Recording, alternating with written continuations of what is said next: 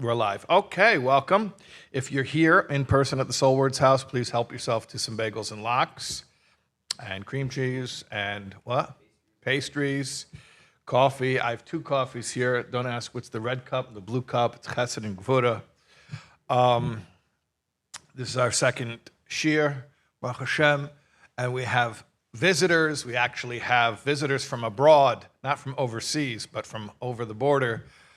Our friends from Monterrey, from the north of Mexico, have come to visit us. This is your first time at the oil, or second time at the oil, first time at the Soul Words house? Amazing. Okay, and of course my illustrious niece, Basia Taub here, daughter of the well-known David Taub from Blood Brothers fame, from our collaboration. Yeah.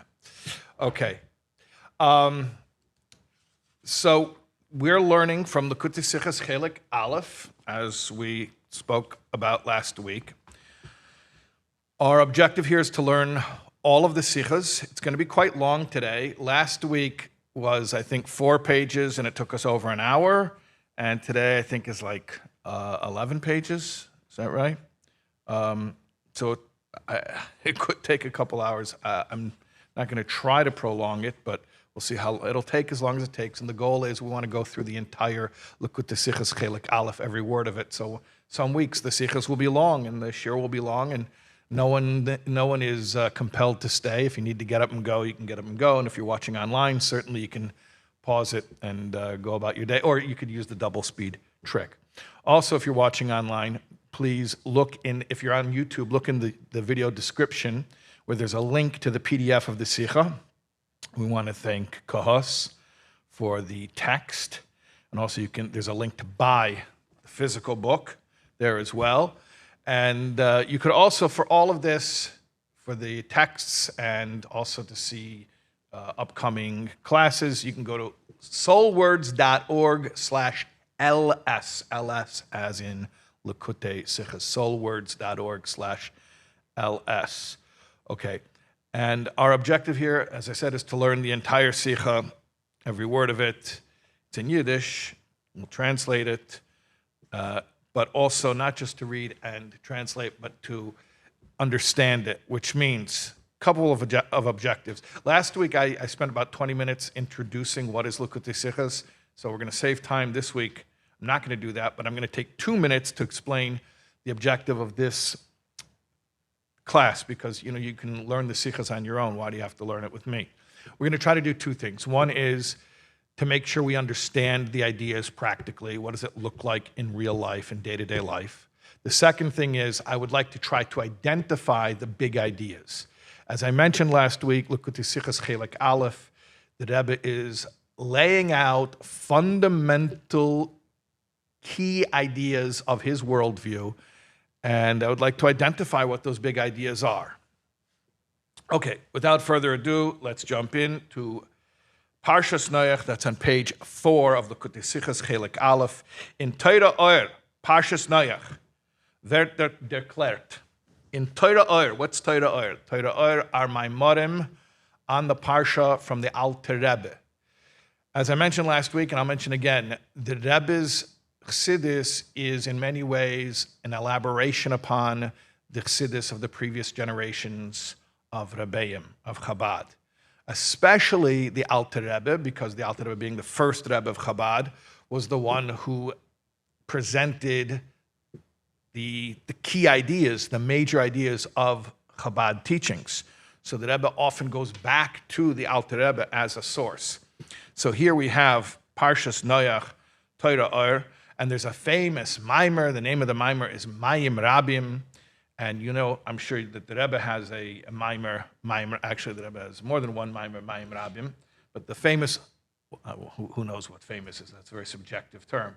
But the subjectively famous Mayim Rabim from the Rebbe is from Taf Shin Lamed Ches. The mimer that was said from the Rebbe's room after the Rebbe was recuperating from his heart attack that he had on Shmini Atzeres. At any rate, Parshas Noach, Torah, it explains, as der Mabel is given, nit nor a straf. The Mabel was not only a punishment, by the way. Just want to point this out. The Rebbe doesn't say it wasn't a punishment. He just says it wasn't only a punishment.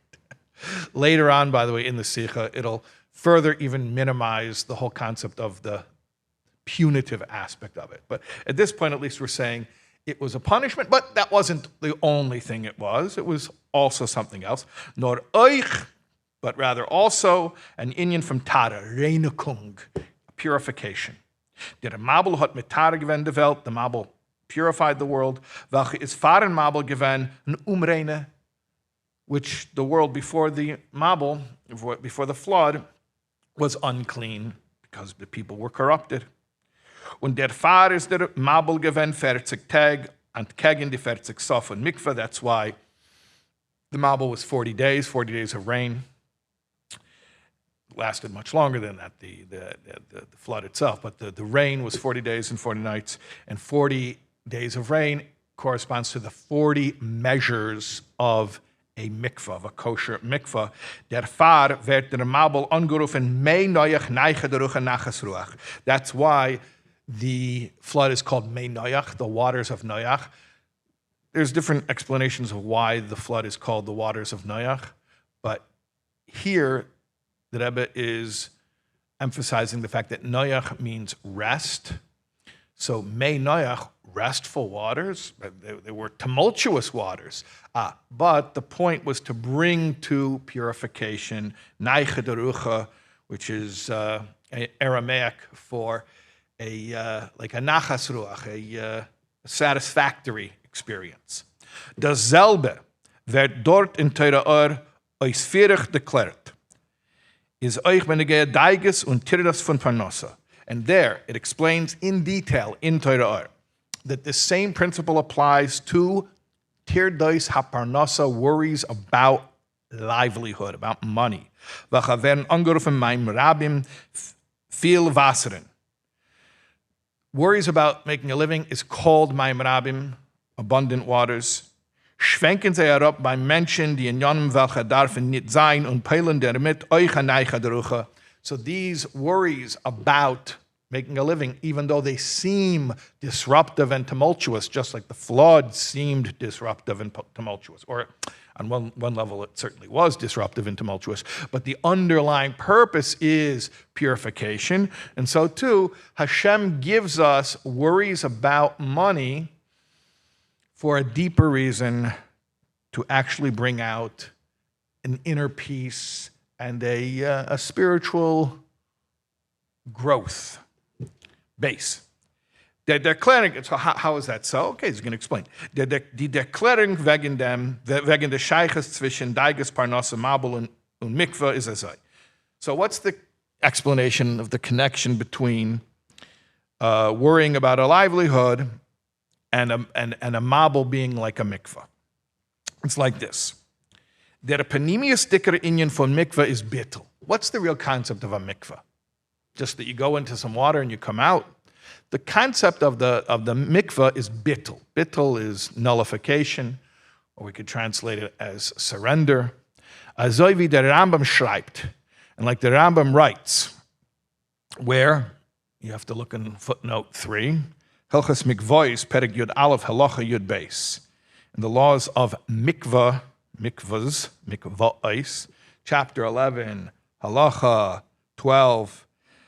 And a little hashgacha pratis here, because if you're learning 3 prakim Rambam right now, you know that we're in Kalim. Kalim is very long. I forget how many prakim. Man, maybe like 30 prakim or something.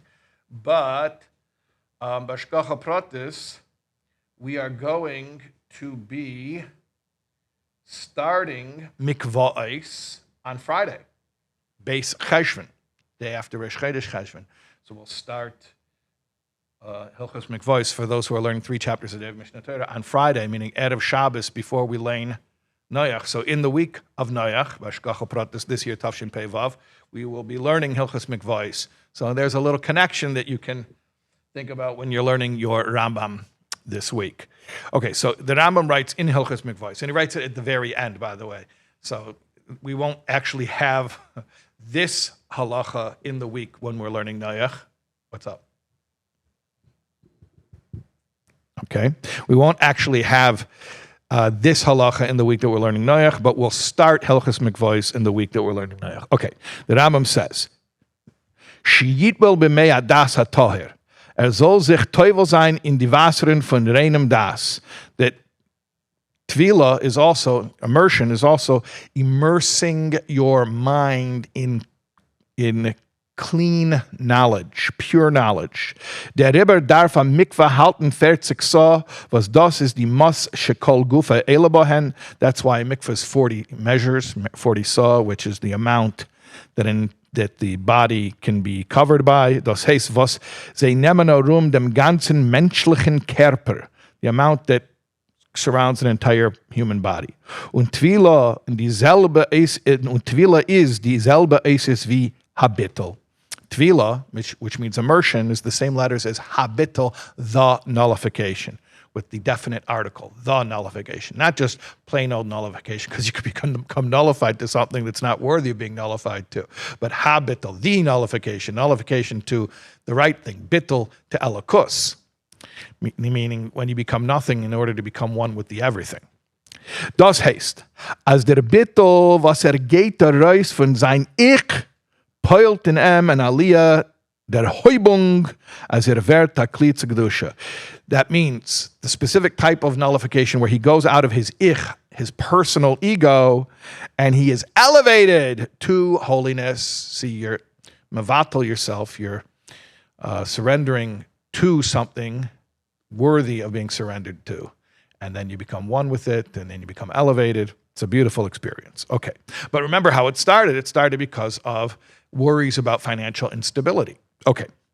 Das ist euch die emse Kavana, was men git dem Menschen deiges haparnasa. And that's the real reason why Hashem gives people worries about money. Chotsch es stört und zermischt dem zeitweilig, even though temporarily it confounds him, it bothers him, wird aber durch dem zerbrochen bei sich und geht raus von sein eigenem Ich. But through that, he is broken in a good way, and he goes out of his ego, transcends his ego, und durch dem wird a kli zu kedusha. And then, of course, the point is not to remain broken, just leave you there, but he becomes receptive to kedusha, to holiness. He becomes one with holiness, and it's a whole elevating experience. Okay, so we've identified the reason that we have these worries, and it's really for a spiritual awakening. All right, Gimel. Is wie bald as the emes hakavana is nit. Now that I was going to give us a practical pro tip, life hack. Is wie bald as the emes hakavana is nit zu bastrofen chas v'shalom.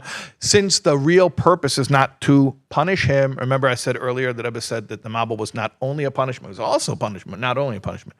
So now that I think to me this is even going a deeper level. The real purpose is not punishment. Even if punishment is a function of it, that's not the purpose. The real purpose is not punishment. Nor bichdei arab zu schwenken und abreinigen von die nit gute Sachen, but rather to clean him up, to rinse him off and clean him up from the undesirable stuff. B'meila versteht sich. So therefore, what can you understand? What is understood from this? As das can abgetan werden euch in 1 minute. That this can be accomplished in 1 minute. The point isn't to see how long he can be tortured with a flood. The flood is not there for its own sake. The flood is there to accomplish something. Therefore, if you can jump to the conclusion, if you can get the takeaway, the aha that you're supposed to get, then you're done with the flood. If in 1 minute, if he will extract the inner purpose of the flood, meaning of his personal flood, of his worries of financial instability, und peilen bei sich das, was der Inyan darf auftan, and he will cause himself to experience what the whole thing is supposed to bring about, is schön der mit allein jetzt? So he's done it. He's had the experience. Doesn't need to protract or prolong the experience. Und es kann schön bei ihm werden der Neiche sein Gashmius, sein Ruchnius, and then he can already get to the Neiche, the rest, the gratification, both materially and spiritually. Materially means he'll have plenty of money, obviously. Spiritually means he'll have the lesson that the fears of financial instability were there to bring him, which is to surrender himself to God and to feel that release and that relief of surrender and oneness. Okay, so that is actually, we just finished the first Sicha within the Parsha. So that's from Parshas Bereshis Tafshin Yud Gimel. Interesting that this is not from Parshas Noach, it's from Parshas Bereshis. It's a long Fabrengen, and this is one of the Sichas where the Rebbe went on, the Rebbe starts speaking about Parshas Bereshis and then went on to speak about Parshas Noach. So this is from Parshas Bereshis. Now, we're going to start in Ois Dalid, another Sicha, which also, interestingly, is from Parshas Bereshis, not from Yud Gimel, but from Tafshin Yud Zayin.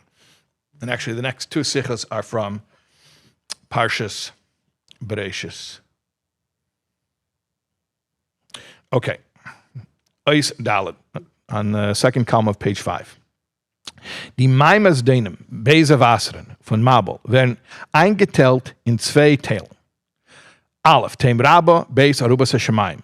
Also euch werden die menschliche Tierdeus und Sterungen eingeteilt auf dieselbe zwei Teilen. The floodwaters had two types, two categories. Tohim Rabba, that means the great depths, waters that were shooting up from the ground. And Arubas HaShamayim, heavenly windows, or windows of heaven, that means rain. So the water was hitting from both sides, from above to below, meaning from the, I guess you call it precipitation, and from below to above, like geysers, like Old Faithful at Yellowstone. So we already said the Mabel in our lives are the disruptive experiences, specifically relating to the feelings of insecurity, even more specifically, insecurity about our material situation. So now we're getting even more specific. We're saying there are two categories. There's the windows of heaven and there's the great depths, just like the flood had these two categories.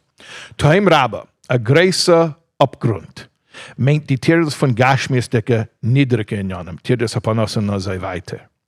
So the waters from below, from the depths, from the abyss, those are our material worries, like we spoke about before, worries about money. Arubas HaShamayim, windows of heaven, water that's falling down from above, meint Tierdes welche kommen von ruchnistige heuchen Jonem. Those are worries about spiritual and higher matters. The Rebbe gives the primary example, like worrying about communal activism. Welche Stern aber dem Menschen zu lernen und mekayim sein mitzvahs. And although these are good things, they're spiritual activities, but they disrupt a person from learning and doing mitzvahs. Okay, so we've just identified two forms of distraction. One is Tohim Rabba, waters from below. That's worries about material stuff. Arubas HaShamayim, however, is this new concept that we haven't spoken about until now.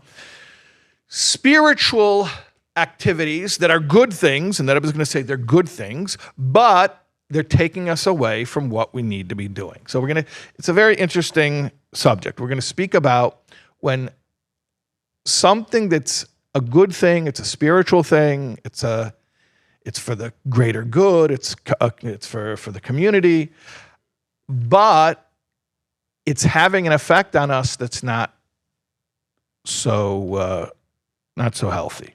So we're going to speak about that. What if your distractions come from good things? If your distraction comes from money and from business and stuff, okay, so get over it.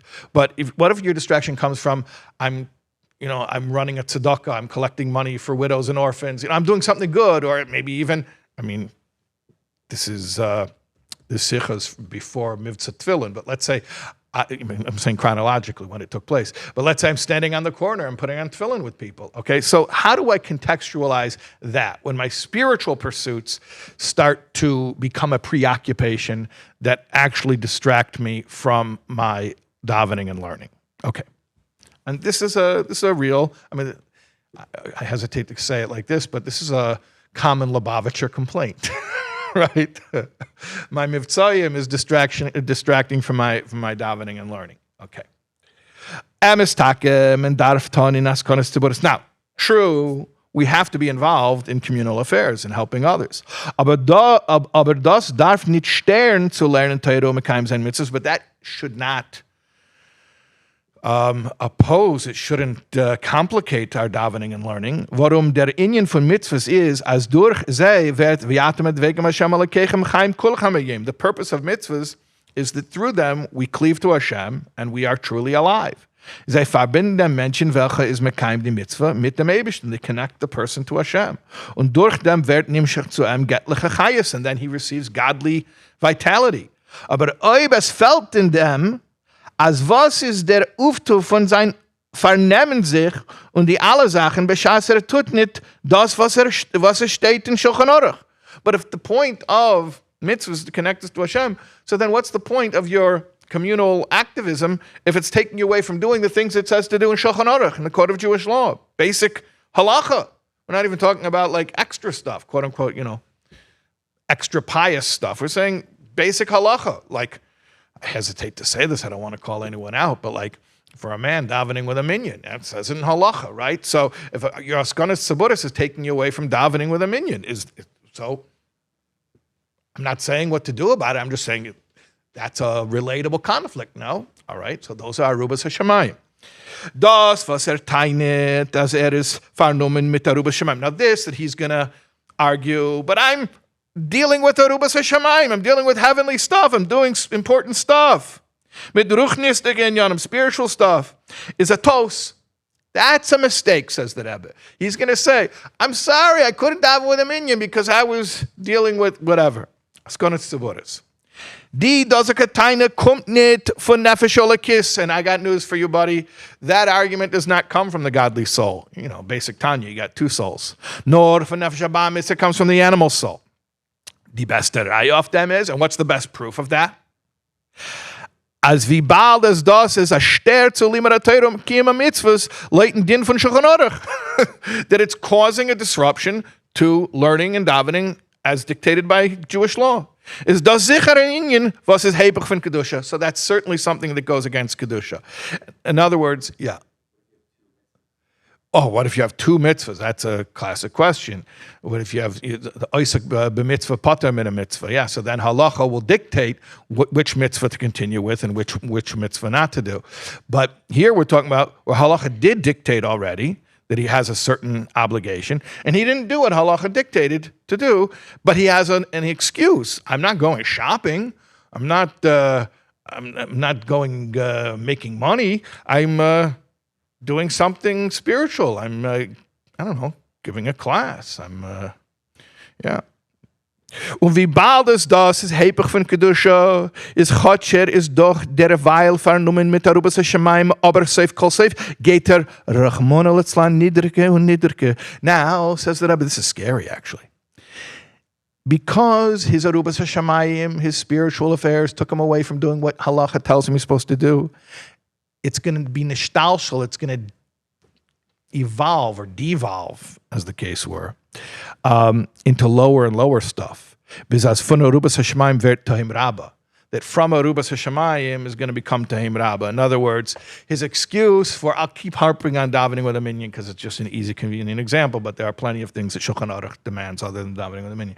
So he didn't daven with a minyan this week because he was doing askanas tzaburis. He was dealing with the Widows and Orphans Fund, whatever it was. Okay. I'm not saying not to deal with the Widows and Orphans Fund. I'm just saying schedule your time a little bit better, okay? So his excuse this week was Arubas HaShamayim excuses, spiritual affairs. But says the Rebbe, you're going to keep that up. Eventually, what? It's going to turn into the men's softball league, right? I couldn't daven with the minyan because I had to go to the men's softball league. Yeah, very good. Okay. Yeah, that's the ultimate tahim rabba. Unless you win the championship, then everything is forgiven. Okay. Hey, die Eitze zu die Mehamabel, die Wasseren von Mabel, So what's the solution to this flood? Both types of flood, the spiritual distractions and the material distractions. So the solution is this: is boy el ha-teva, kum rein in der Teiva, enter the ark. This is what Hashem tells Noach: come into the ark. Teiva, teich de Baal Shem Tov, but Teiva is a homonym. How you like that? Teiva is a homonym. By the way, if you're a Lubavitcher, Teiva is also a homophone. Kumir Teiva. When you say a chelam, what like a tzeres, a Teiva. Teiva. No, but it's but that's just a homophone, and only if you have a certain havara. But a homonym, it's an actual homonym. Teiva is the ark, but Teiva is also the letters, the words. Werter. The Baal Shem Tov says the Teiva meant the Teivas, Werter, the words, palabras. See? Okay, we have our friends from Mexico, so we have to say a little. Un poquito español se necesita hablar. Someone's watching from Chile? Oh, really? They wrote it in the comment? Oh, that's an bienvenidos y todos que entender español. Okay, that was our little, we're Yetza, a little Spanish. Okay, let me see if I can work in a little more Spanish. All right. Die Teivas Werte, Palabras von Torah und Tefillin. Reinkommen in Teiva meint. So entering the, how do you say ark in Spanish? En español, ¿cómo se dice ark? Want to Google it? Arca? Oh, that's not exciting. Okay. So what does it mean to come into the Teiva? As men darf reingehen in die Oasis von Torah und Tefillah. It means to enter the words of Torah and Tefillah. Sein Arum geringelt von sei. To be surrounded by those words. Because you enter. You don't just have a connection to the words. You enter, you go into the words. You are in the words. Immerse yourself in the words. Was demolt is sicher, as kein Sach wird ihm nicht verfleizen. And if you put yourself into the holy words of Torah and Tefillah, then nothing's going to overwhelm you. That's my favorite new Yiddish word, by the way. Verfleizen, nothing's going to overwhelm you.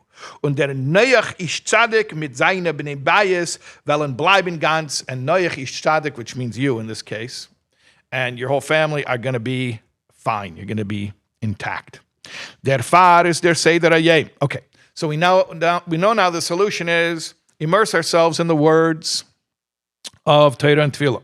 So therefore, it says that practically speaking, the order of the day, I don't mean order of the day like the thing you got to do today, but the order, literally the Seder, the procedure, the schedule. Very good. As bald wie man steht auf von Schlaf, as soon as you wake up, Eder man geht noch rein in Welt before you enter the world again, in die Mayim as Dainim, which we're calling the world the wicked waters. The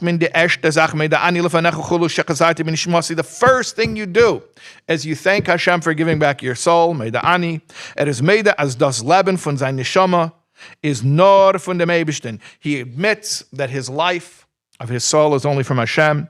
And then afterwards, sagt Baroches birkas hashacher. Then he says the morning blessings. Und dank dem Eibishten auf jeden Prat besonder. And then he thanks Hashem for each specific thing. The morning blessings go in order, thanking Hashem specifically, in detail. So Meida'ani is in general. Thank you, Hashem, in general, for everything. But then the morning blessings go in specific. Malbish harumim and weiter, he clothes the naked, and so on and so forth. Chotsher hot doch in flug was unseton, even though he already has clothing. Interesting.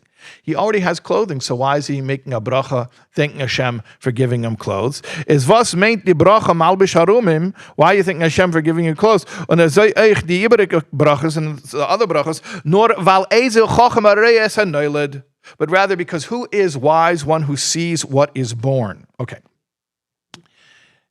Ezel chochem areyes hanoiled, who is wise? He who sees what is born, is a Gemara from Talmud. Generally, what it means is someone who foresees things. He is able to predict. He's able to see what's going to happen, even though it hasn't happened yet. But the Rebbe gives a Chassidish explanation of what it means, Haraya es hanoiled. Wer is a chacham, who is wise?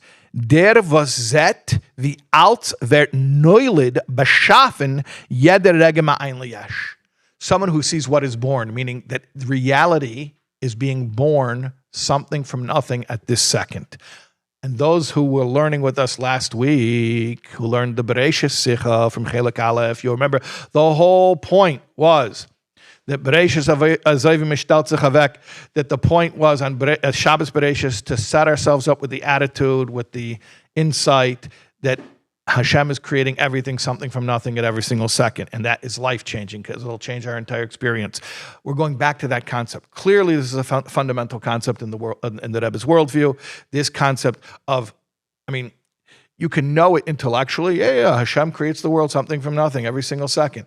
But here's internalizing it, making it an emotional truth.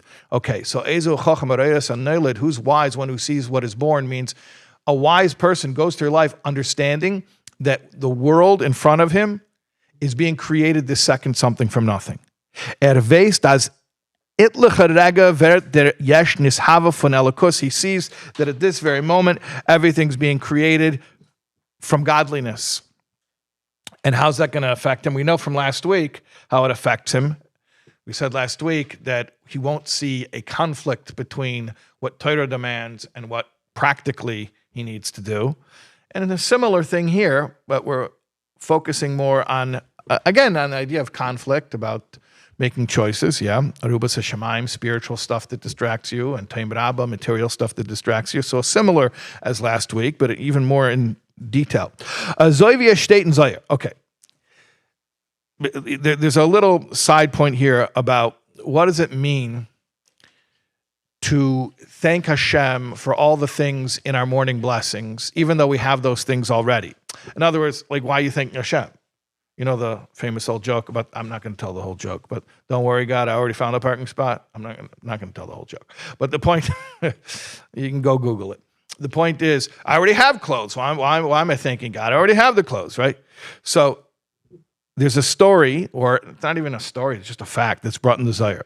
As Rav Jesus Sava fleck mispal sein, as der Eibishter soll ihm geben sein Speis, das heißt, als viele beschast der Essen is gewen ungegret farem. There was a Tana in the Zohar, his name was Rabbi Jesus Sava. He used to go and ask Hashem, please give me food, even though he had the food right there. Fleck nit essen bis fleck mispal sein die Tefillin, but he wouldn't eat it until he would ask Hashem to give it to him. Is in Flug can man fragen, so you could ask seemingly. Was ist scheich mispal zu sein, als der Eibishter soll ihm zuschicken Speis, wenn hat schon dem Essen ungegret farem? Why is he saying Hashem send me food when he has the food right there already? No, the Indian is, but the concept is like this. As jeder beschaffen ist, mit Zeit sich allein wird ständig ein ve'efes azoi, wie is gewinnt für sein Beschaffung. Every created thing is still nothing, even right now, just like it was. The Rebbe says in italics, mit Zeit sich allein.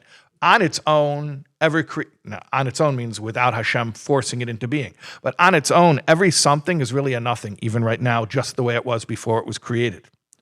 And so when you realize that, und das, was ist doch voran, the fact that the thing is a something in front of you, is das nur zu lieb dem, was der Eibishter mit seiner Gutskeit beneit ihm ständig, wie steht, the fact that this thing exists this second is only because Hashem in His goodness is bringing it into being, like we say in davening, in Birkas Krishma. Der Rebbe Rashab mispal zu sein, euch dann, wenn der Essen liegt schon auf den Tisch. So you could even say, Hashem, give me the food, even when the food's in front of you, because Hashem has to create it again. By the time the food might, you can have the bagel and lox right in front of you, but by the time it gets to your mouth, Hashem could stop creating it something from nothing. So you're asking Hashem, please continue creating it something from nothing.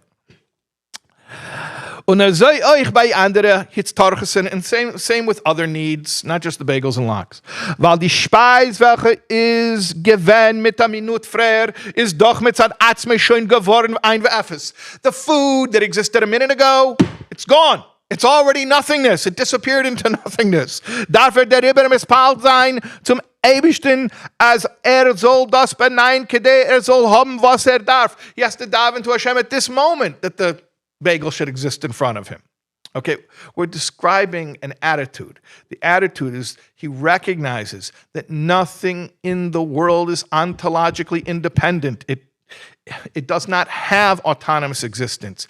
It only exists at this moment because of an act of divine intervention. Now, when he davens, that programs him with that perspective. So when he'll daven, remember, and davening means going into the words, Teiva, going into the words of Torah and Tefillin. So when he'll do that, now, how's that going to change his relationship with the flood? That the flood won't disrupt him anymore. Weiß der as mitzad sich allein hat der Gashmi kein Kiyum nit. So he understands that physicality by itself doesn't have any existence. Und nur der Eibishter darf ihm ständig beneien. It's only Hashem making it exist. Und as die ganze Metzias von Welt ist bloß gedei auszuführen dem Eibischtens Kavana von Chavedi Barasa v'gem. And the existence of the entire world is only there to bring glory to Hashem. This is very similar to what we spoke about last week. By the way, it's not from the same.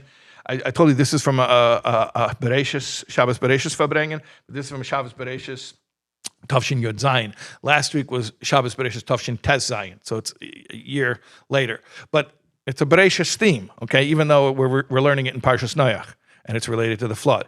But again, it's this concept of, to understand, nothing in the world can truly take you away from Torah and mitzvahs, because the world was only created for the sake of Torah and mitzvahs. Or like the Rebbe says here, it was created for Hashem's glory. Demolt kann reingehen in die Inyanim von Elam Hazeh und hat nicht was mehr zu haben für die Maims deinem. And then he can enter the world and he doesn't have to be afraid of the evil waters. In other words, you're going to be able to be in the world, but before you go into the world, you need to put your head on straight. You need to have the proper attitude. And immersing yourself in the words of Tefillah is what gives you that proper attitude, so that when you go into the world and you deal with stuff, you're not going to get pulled in thinking that it has some type of autonomous existence and therefore it intimidates you, and then you start to compromise your values because you think you have to. But if you get yourself into the Teiva, into the words of Torah and Tefillah before you go into the world, then you'll have a healthy attitude towards things. You'll realize that they only exist because Hashem is creating them at this second, and they only exist for the sake of serving Hashem. Okay. This is a very interesting description.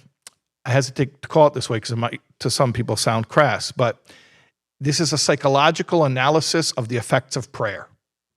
That's how I see it. Okay. Davend is by him abgelegt as Welt is an Iker. Before he davens, his assumption, his attitude, is that the world is primary. As is chas v'sholom metzias for sich, that the world has its own existence. Demolt is by em ganz poshet as das was men meg men avaditon. So when he comes with that attitude that the world has its own existence, then anything in the world that you're allowed to do, for sure you could do it. And das was men weiß nicht, sicher as men tar nicht, and something you're not sure is prohibited, meg men euch, you could also do it. Why not? Warum men darf doch stellen jede Sach auf ihre chazaka. Und the chazaka is Welt, because the concept of everything is treated based on a presumption or an established pattern, which we call a chazaka. And here his chazaka is Welt. Okay, what does that mean? When he wakes up in the morning, I guess every day gets reset. He sees the world in front of him, and the world takes on a significance in front of him, and he says, oh, this world exists. It's real. It's really real. It's real unto itself. And so anything in the world that I'm allowed to do, for sure I'm going to do it. I'm going to grab it. I'm going to consume it. And anything in the world, I'm not sure if I'm allowed to do it, but you know what? I'll err on the side of, let's do it anyways. Why? Because the world is here. The world exists. The world is important. So his whole attitude toward the world is one of subservience to the world, being intimidated by the world, being attracted to the world, lending credence and importance to the world in and of itself. His whole attitude is dysfunctional. Beshas, aber der Ableg is. However, when his attitude is, as be'emes nidokin mitzias. No, the world as an existence, it doesn't really have its own existence. Es ist voran nur der Eibishter. Und ist mechanisch die Welt von ein Efes HaMuchla zu lib, der Kavanah von Nesava Kodesh Baruch Hu Yeslei, Yisbarach Dir B'tachtenim. Really, there's only Hashem. And Hashem is creating the world because Hashem has a desire to have a dwelling place in the lower realms. Der Eibishter hat beschaffen die Welt, weil hat gewollt haben Adira, kevyochel dolamate. Damalt ist doch mit Zius nur das, was es bringt zu der Doseke Kavanah. So the only reality about the world is when the world fulfills its purpose of giving Hashem a dwelling place. Der Vater bringt das zu an umgekehrten Eisphir. So then it brings him to the exact opposite conclusion. Das, was men tornet, whatever you're not allowed to do, I'm saying Alpi Torah, und bemele is in Widerspruch zu der Doseke Kavanah, and this is exactly the opposite. This is in complete contrast to the previous attitude that we described. So something that you're not allowed to do, Torah minit, you're not allowed to do it. And that, by the way, doesn't just mean things black and white prohibited. Nor afilu meisris, even things that are luxuries, that are extras, neitige Sachen, unimportant things. So even those things you don't do. Beshas der Yetzirah kommt zu gehen mit der Taino und sagt, as das darf men. So when the Yetzirah comes along and says, hey, we have to do this thing. See this thing in the world, it's attractive, it's good, let's indulge. Antwort men em, so you answer him, bring the raya, bring a proof, prove it to me. Prove to me that I have to indulge in this thing of this world. Warum die chazaka is doch, as es ist fran b'leis elikus, because my chazaka now is the opposite chazaka, after I daven. This is the psychological effects of prayer. After I daven, the chazaka is eibishter, or like we say, Welt b'hischadshus, elikus b'pshitus. Okay.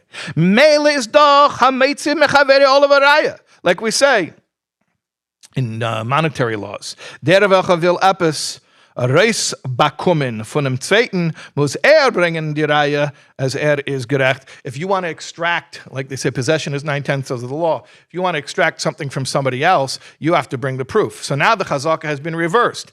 The Yetzirah wants me to indulge in the world. Prove it to me that this thing is important. Meaning to say, prove to me that I need to indulge in this thing, or not indulge, but I need to have a relationship with this worldly thing in order to make a dira b'tachtainim. Because if it's not going to accomplish that purpose, then I can just walk right past it, and I will walk right past it. Und leut dem chassidischen Wort. And here's the way we phrase it in the chassidische Wort. Was men tornet, tormenet. Und was men mag, darf men nicht. What you're not allowed to do, you're certainly not allowed to do. And what you are allowed to do, you don't need to do. And by the way, it doesn't say it here.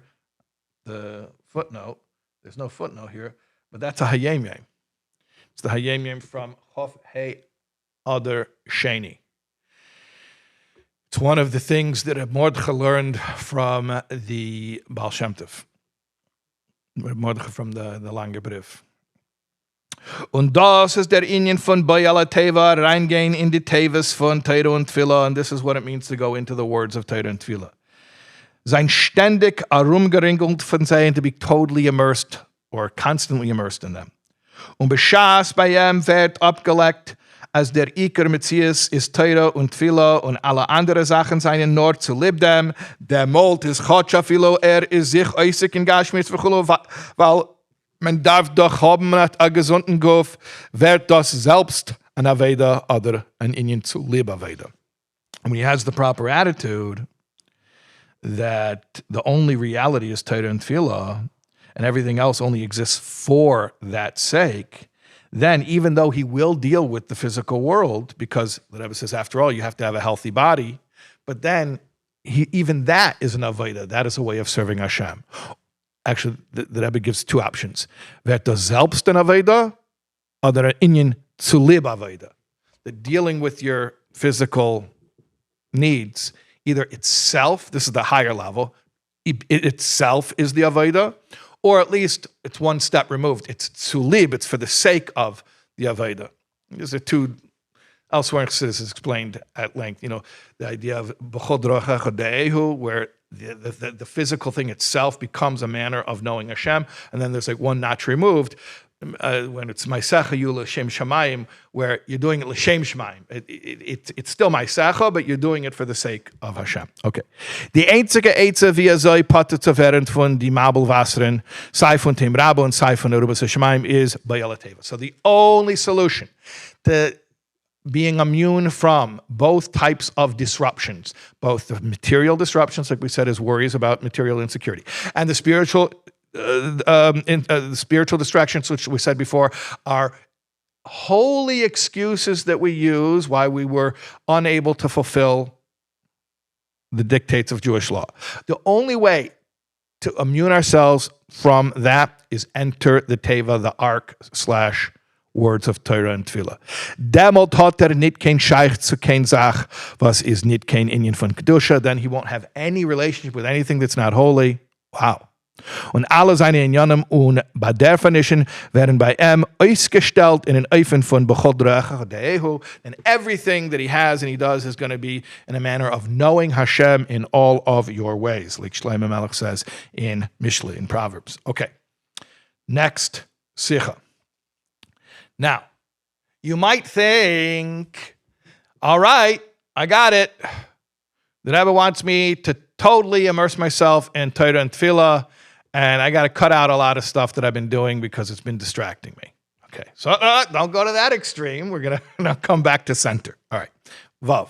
Meint das aber nicht, als darf bloß sich einschlossen in der Teiva, Teiva Satira Tefillah, but it doesn't mean you should only sequester yourself in the words of Torah and Tefillah. Und was es tut sich mit der zweiten, wird dem in Ganzen nicht interessieren. And what happens with other people doesn't interest him. Teinendik, ani es nafshi atzalti, sich allein hab ich geratet. And he'll say, no, I'm saving myself. Okay, so the Rebbe is saying, don't go to that extreme where now you're going to say, oh, I got it, Torah and Tefillah, so that's it, and now I don't care about the rest of the world. No, you should care about the rest of the world, but coming from the proper presumption, like we described, okay? So here the Rebbe is going to describe how you go. Basically, you enter the Teiva, but now you got to reintegrate to life. Eventually, you got to come off the ark. You can't stay in the ark. The ark is in order to be able to have a healthy relationship with the world around you. All right. The Rebbe is going to say this clearly in a moment. Of dem sagt uns die Torah, Boi ala Teiva ato v'necha v'yishtecha neshebenecha. Go into the ark, you and your wife and your children, you and your children and your wife and your children's wives, nit nor du allein, nor euch deine bnei bayis und euch banecha ela talmidim. You go into the Teiva, you and your children, and children means, we know that v'shinantum levanecha, which is from the Shema. Teach it to your children. Children doesn't just mean your biological children, but actually children means talmidim, your students, people that you influence as far as Judaism. Und in Ensil meint das alle Yidden. And really the Rebbe says you could expand that to mean the entire Jewish people. When we say your children, we also mean your students. And who's your students? The truth is, if you teach somebody anything, if you help them in their spiritual growth, really, it means you have to have regard for the entire Jewish nation.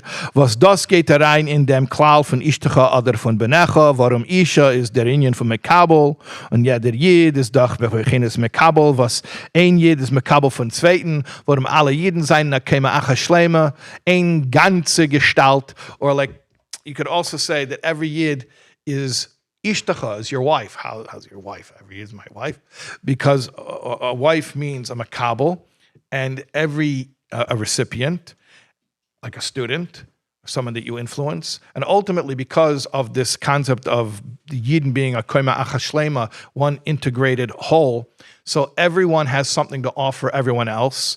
So in that sense, you're married proverbially to every single Yid. So when you enter the ark, it's not just you, it's you and your wife and your children, which ultimately means the entire Jewish people.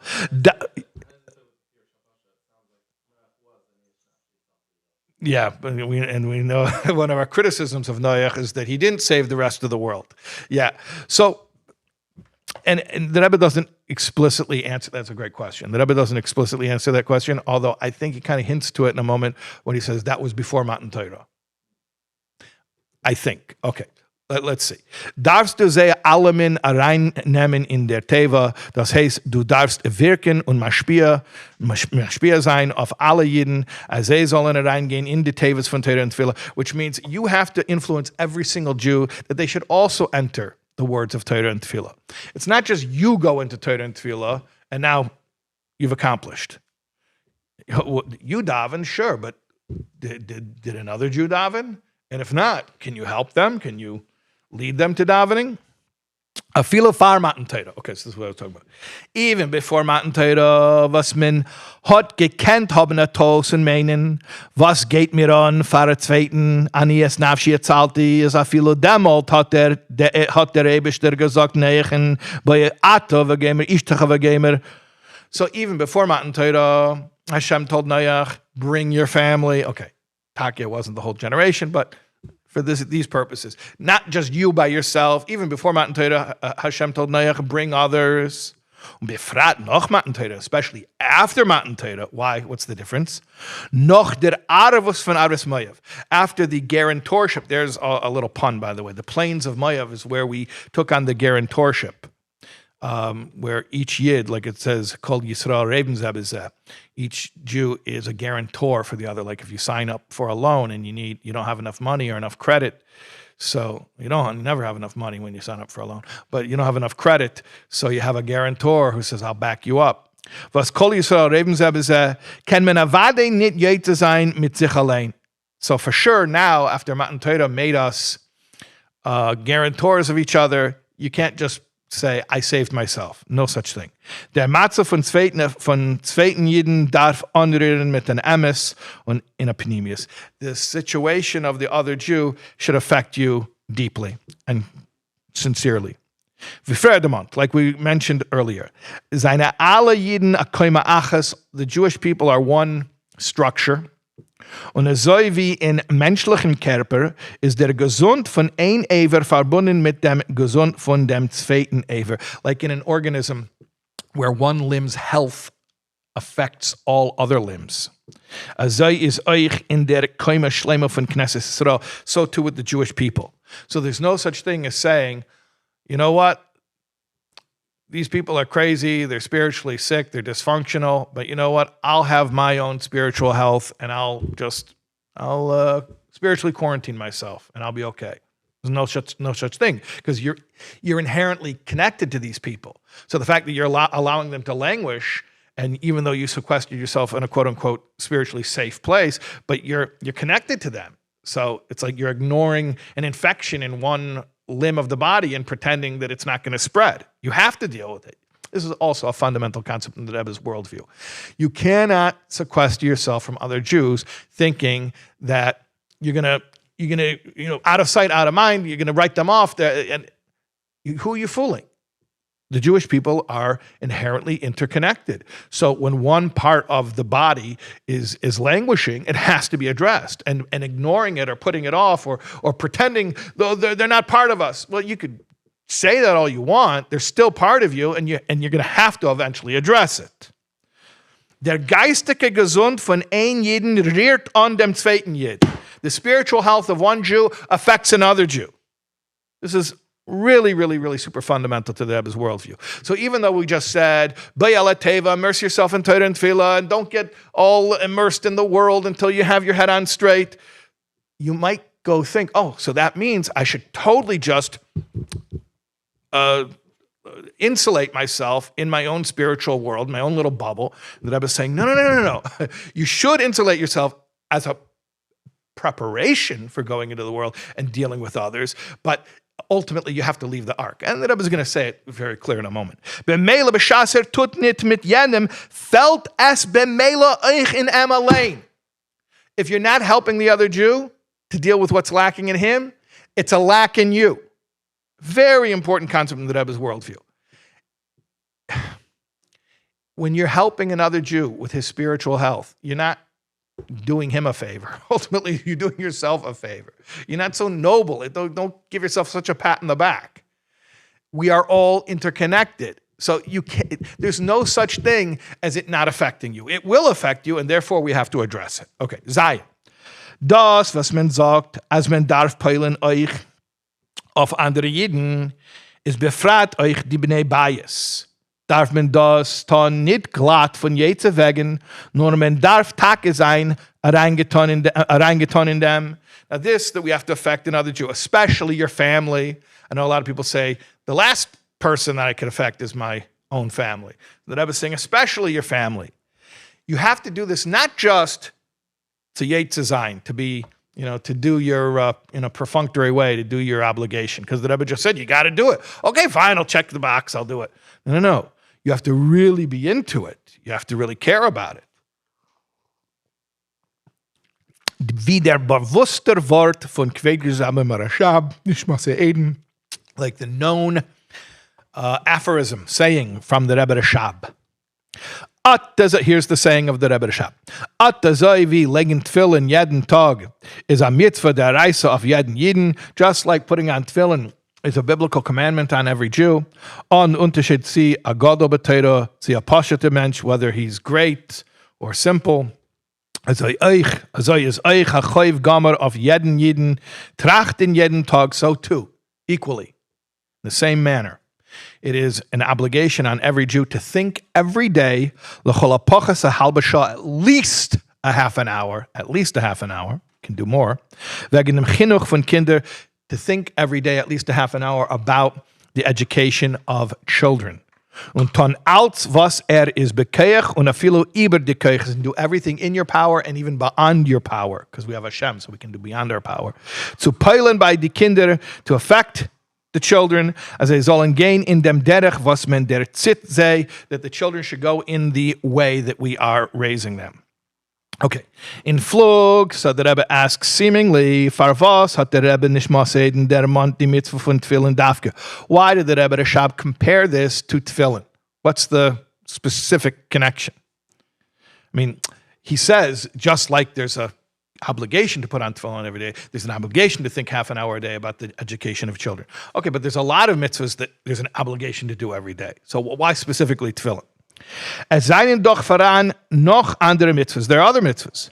Nur einer von die Ramazim in them is. But the Rebbe says one of the hints, the allusions is, weil die mitzvah von Tefillin is nicht nur a mitzvah meisis, nor ihr pneumistische Inyan is the Tefillin. It's very interesting. The mitzvah of Tefillin is not exclusively physical. It's not just a physical act of binding the Tefillin. There is an accompanying kavana or intent that it's not extra, it's actually part and parcel of the mitzvah. It actually talks about it in halacha. Shibud alei v'hamayach, to subjugate your heart and your mind. Azoi v'yashteit in Shulchan Aruch, and this is actually stated in Shulchan Aruch as codified in Jewish law. Un in Tanya, and it also mentions it in Tanya. Azoi darf es euch sein in sein Wirkung auf die Bnei Bayis. So too, your effect on your children. Man darf es ton nit bloß in ein Eifen von Yetze wegen. You don't do it just in a perfunctory way to get it done. Nor man soll dem reinlegen die Kopf und das Herz. You have to be meshabed mayach v'lev. You have to put your mind and your heart into it. And by the way, here's a good opportunity to mention that if you would like to put your mind and your heart into chinuch habonim, you don't know what I'm going to do? An advertisement for soul parenting. The soul parenting course. Over 2,000 mothers and fathers have taken this course now, and many call it life-changing.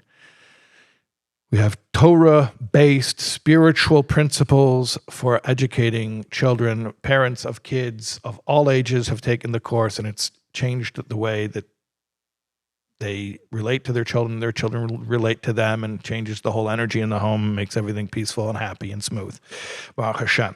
So if you want to take the course, it starts next week. It's already next week. Yeah, today is Sunday. So we have the whole Parshas Noach. It's starting the week of Parshas Lech Lecha. The course starts the week of Parshas Lech Lecha. The men's track is on Women's track is on Wednesdays, and the men's track is on Thursday. I didn't want to put the women's class on Thursday night because the women are making Shabbos. But see, thinking. Separate men's and women's tracks. They learn the same exact material, but we keep it separate for various reasons. Okay. At any rate, soulwords.org/parenting, soulwords.org/parenting, soulwords.org/parenting. And now there's an in-person option here at the Soul Words house. That's true. Or you could take it online, which is the tried and true version. Okay. Unbeshas nukt sich nit mit sich allein. So when you're not satisfied just with your own situation, nor tot und nit stam getan, nor mit shibud, that you're involved in others and not just to do it, but you're really putting yourself into it. Of zu rativen noch Yidden von die Meimsdenim von Mabel, and you're trying to save another Jew from the flood, und reinbringen in Teiva, and bring him into the ark. Demolt kann sein sicher, euch mit sich allein. Then you can be sure of yourself. As vet bleiben ganz, that you're going to be okay too. So, it would be a shame if somebody only heard that chunk half an hour ago when we said, "Oh, Arubas Hashemayim, your Askonis Tziburis, all your spiritual excuses for not keeping halacha," and they would not make it to this point of the Sikha where we just said, by the way, your involvement in the spiritual welfare of other Jews is not a bonus, it's not an extra, it is essential to your own spiritual survival. Okay? It's just... How can they both be? That I was saying two opposite things, and not two opposite things. It's a wider view. It's a context. You're right. If you don't have the Bayala Teva on a daily basis, where you, like we said, the purpose of it is to have the proper chazaka, the proper presumption of what is real. Elokus is real. Godliness is real. The world's not real, not on its own. I mean, it's real, but it's only real in as much as it's being brought into reality at this moment. If you don't have that reality check on a daily basis, then yeah, you are going to, God forbid, get pulled away even through good things, helping other people and spiritual things, but it's going to distract you. But if you have your head on straight and you have the proper understanding of the nature of reality, then you will be able to safely deal with others. And you must deal with others because, as we said, it's not separate. It's not someone, ultimately this other Jew is not someone separate from you. It's all one person. It's all one kaima acha shlema. It's all one structure and one organism, and it is you, okay? But you have to know how to do it in the safe, proper way. All right. So that's like the whole picture. You got to have the whole context. Can't take these things out of context. You could take, that's why you have to really, Chabad is not vertelach. Chabad is Havana Vasaga. When you learn Chassidus Chabad, you have to be patient. I know we're sitting here, it's already an hour and a half, and we're probably going to be here for another half an hour. But if you learn Chabad, you have to learn properly to understand it, because if you could clip one paragraph of this Sikha, and you could convince people, God forbid, of the opposite of what the Rebbe is saying. So we have to have the whole picture. Okay. Ches. Die Erklärung of them is, here's the explanation. Of jede Sach darf man haben a Siyua, Hilf Malamayla. Everything requires Siyata Dishmaya, help from heaven. Der Fahr is noch dem wie Noach is schöne rein in der Teiva, hat man erst bedarf haben dem Vyiskar Hashem Badei a Siyua Malamayla. After Noach went into the ark, then Hashem had to close the door for him, seal it up for him. That symbolizes the special help from above. See, Noach has to do his part, go into the ark. But then it's not completed until Hashem comes and closes it up. Oib men soll reingehen in der Teiva, Teiva Saterva Tefillah, mit der eigenem Keach kann sein, as soll in ganzen nicht sein, wie es bedarf zu sein. If you go into the Teiva, meaning the words of Torah and Tefillah, but you're doing it, it's very interesting, in an attitude of self-reliance, even though you're doing something holy. You're learning Torah, you're davening, but you're doing it. I got it covered. Yeah, I'm okay. I got my Torah, I got my Tefillah. Hashem, don't worry about me. I got my Torah and Tefillah. I'm okay on my own. No. It's wie der Maimer Razal shaloi berchu b'Torah tchila. Like the saying of the sages, And here it's mitzayin to the Gemara in Nedarim, where actually I looked it up. There's another Gemara, I think it was Bava Basra, where it's actually a little bit closer to this language. But the point is that the people in the times of the first Beis HaMikdash, they were learning Torah, but they were considered to not be learning Torah. Well, they were learning Torah, but they didn't make the brachas on Torah before, meaning they learned Torah as an intellectual pursuit, not remembering that it's ultimately an act of surrender to God.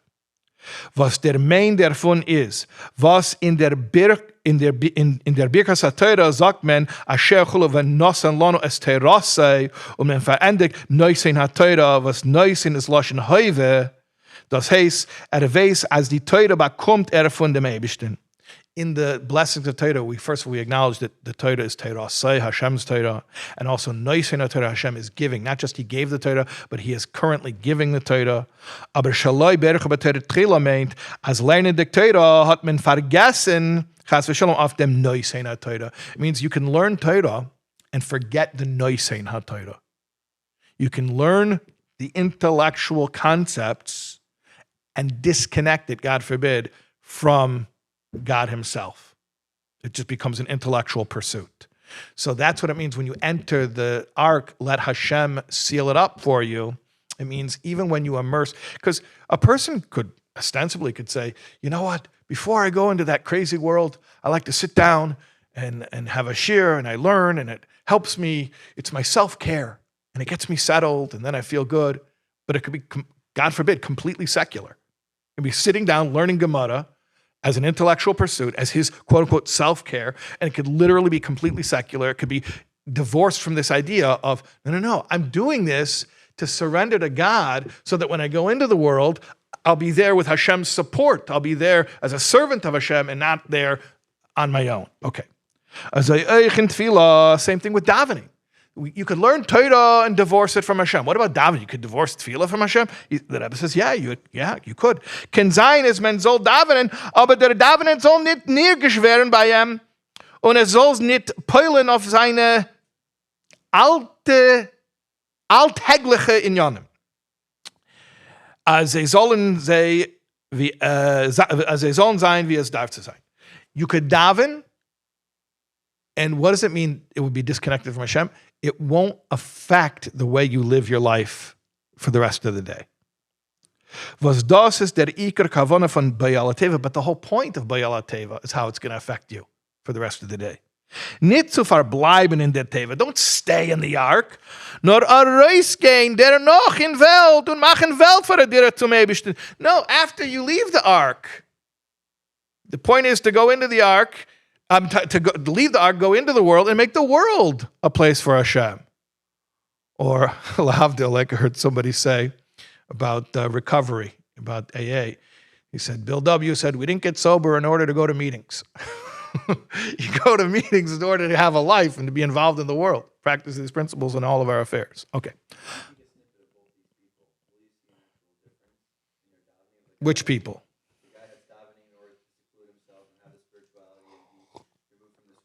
Okay, one guy is davening just to seclude himself and have his own little spiritual thing. Right. If you take a picture of them while they're davening, great question. Two guys. One guy is davening in order to be able to reintegrate into the world afterwards. The other guy is just davening because he likes it. Even if it's for spiritual reasons. Right, spiritual reason, but ultimately spiritually selfish.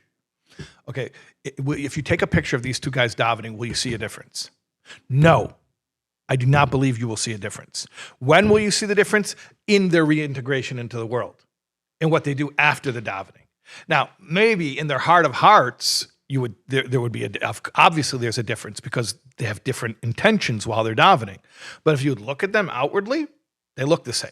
You will only realize the difference when you see how they then conduct themselves in the world. So one guy, he davens beautiful, but then he goes in the world and he's acting completely subservient to the world. So clearly it didn't affect him the way it's supposed to, which was because he didn't daven the way he was supposed to in the first place.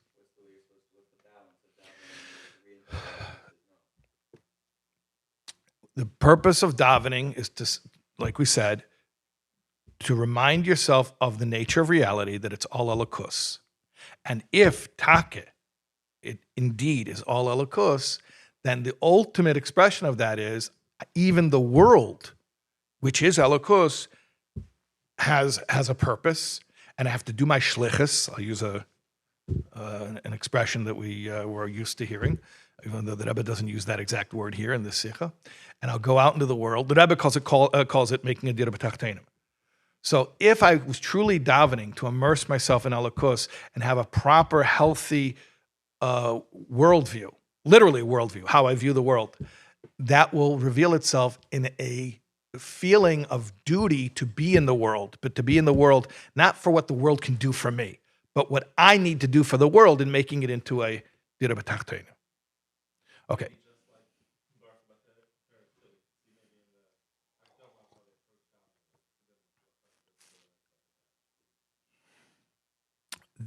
That's interesting. Yeah, maybe they don't learn chassidus before they daven. Maybe that's what it means. Aber kedei der davenen soll peilen auf den ganzen Tag, darf der davenen sein auf as Efen, als beschas dem davenen weiß gar nicht von der Metzias von Welt. Here's a paradox. In order that the davening should affect you when you go out into the world, then at the time of davening, you should not even know about the world. Is damals ausgetan in ganzen von Welt. You're completely divorced from the world. Weiß nur Göttlichkeit, all you know is godliness. Und später, noch in Davenen, then afterwards, after he davens, wenn kommt in Welt, is wie bei Noach Elam Chodesh Ra. Then when you do leave davening and you go into the world, like when Noach left the ark, and he saw a new world, hat der Zen a neue Welt, you're going to see a new world. The world will look completely different to you. So it's a paradox. Yeah, it's a paradox. Again, this is a Chabad. You have to get the full picture here. There's nuance. You have to forget completely about the world in order to, in a healthy way, reintegrate in the world. So while you're davening, there's nothing but God. Then when you reintegrate to the world, there's still nothing but God. Oh, but there's a world. Yes, but the world itself is only because Hashem is creating it at this second. Azoi wie man the zelt of dem Baal Shem Tov, and like we say about the Baal Shem Tov, as far in Davenen fleckt sich reintrachten, ob noch in Davenen wird bleiben leben in sein Guf. Before the Baal Shem Tov would daven, he would wonder, is he going to survive davening? Every time he davened, he was worried maybe he's going to die from it, because he would become so divorced from physicality through his davening, maybe his soul won't return to his body. Is nicht gewinn sicher in dem, beside dem Kleis HaNefesh, was fleckt haben beim Davening. He had the Kleis HaNefesh, an expiration of the soul. Bichdei, as Torah und Tefillin sollen sein, wie es darf zu sein, darf man haben dem Yizker Hashem Ba'adei, dem Ezer v'siyum elamai. In order the davening should be proper, it has to have that Hashem seals the ark. That means the special divine assistance. Und kedei zu bakumen die dasake Hilfe melamayla. In order to receive that divine assistance, is das durch dem abgeben sich mit der zweiten Yidden. That's by giving yourself over to another Jew. We came full circle.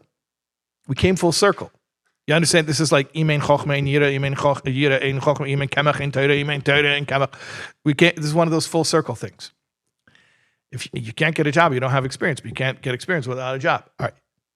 You can't properly do your askanas tziburis and help another Jew unless you daven properly.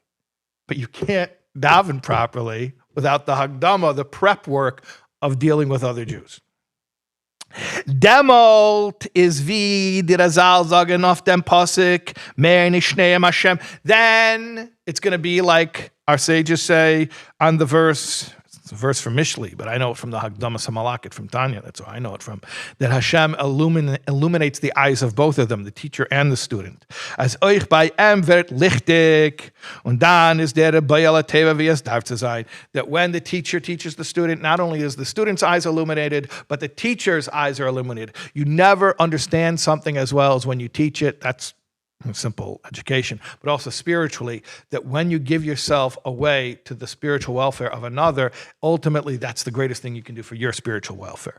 So it's all a cycle, it's cyclical. You daven in order to be able to help others, you help others in order to be able to daven. It's a virtuous circle. All right, Tess. Noch mehr gefinnen mir, als der Eibishter hat gesagt zu Noach, soll reinnehmen in der Teiva alle Welt in Yonim, welche können verloren gehen Mikola chai v'gomer. Also, another detail in the story. Hashem told Noach, bring into the ark any living thing that could be lost. What's the teaching from that? What's the teaching from the idea that Noach didn't just go into the ark, he went with his family. Okay, that we say means deal with others, but you bring the animals. Okay, what does that mean? Als was es ist voran in Welt, was weist als onsein Bemühung wird das Chorov und verloren werden, liegt auf einer Pflicht reinzunehmen, das in die Teiva. Reinzunehmen in das in die Teiva. In sein Teiva. Anything in the world that without his efforts is going to go to waste, is going to be lost, he has to intervene. He has to bring it into his ark. Kedei zu raten und derhäuben das zu Göttlichkeit, to save it and to elevate it to godliness. Meint das hat nicht kein Scheich zu him. If he thinks, this has nothing to do with me. So now we're talking about really being involved in the world. He's looking around the world and he's realizing there are certain things in the world that he has to incorporate into his relationship with Hashem. He has to bring it into his safe space. The Teiva, I thought that was my place of being separate from the world. Now we're going to take stuff from the world and bring it into our Teiva? Exactly.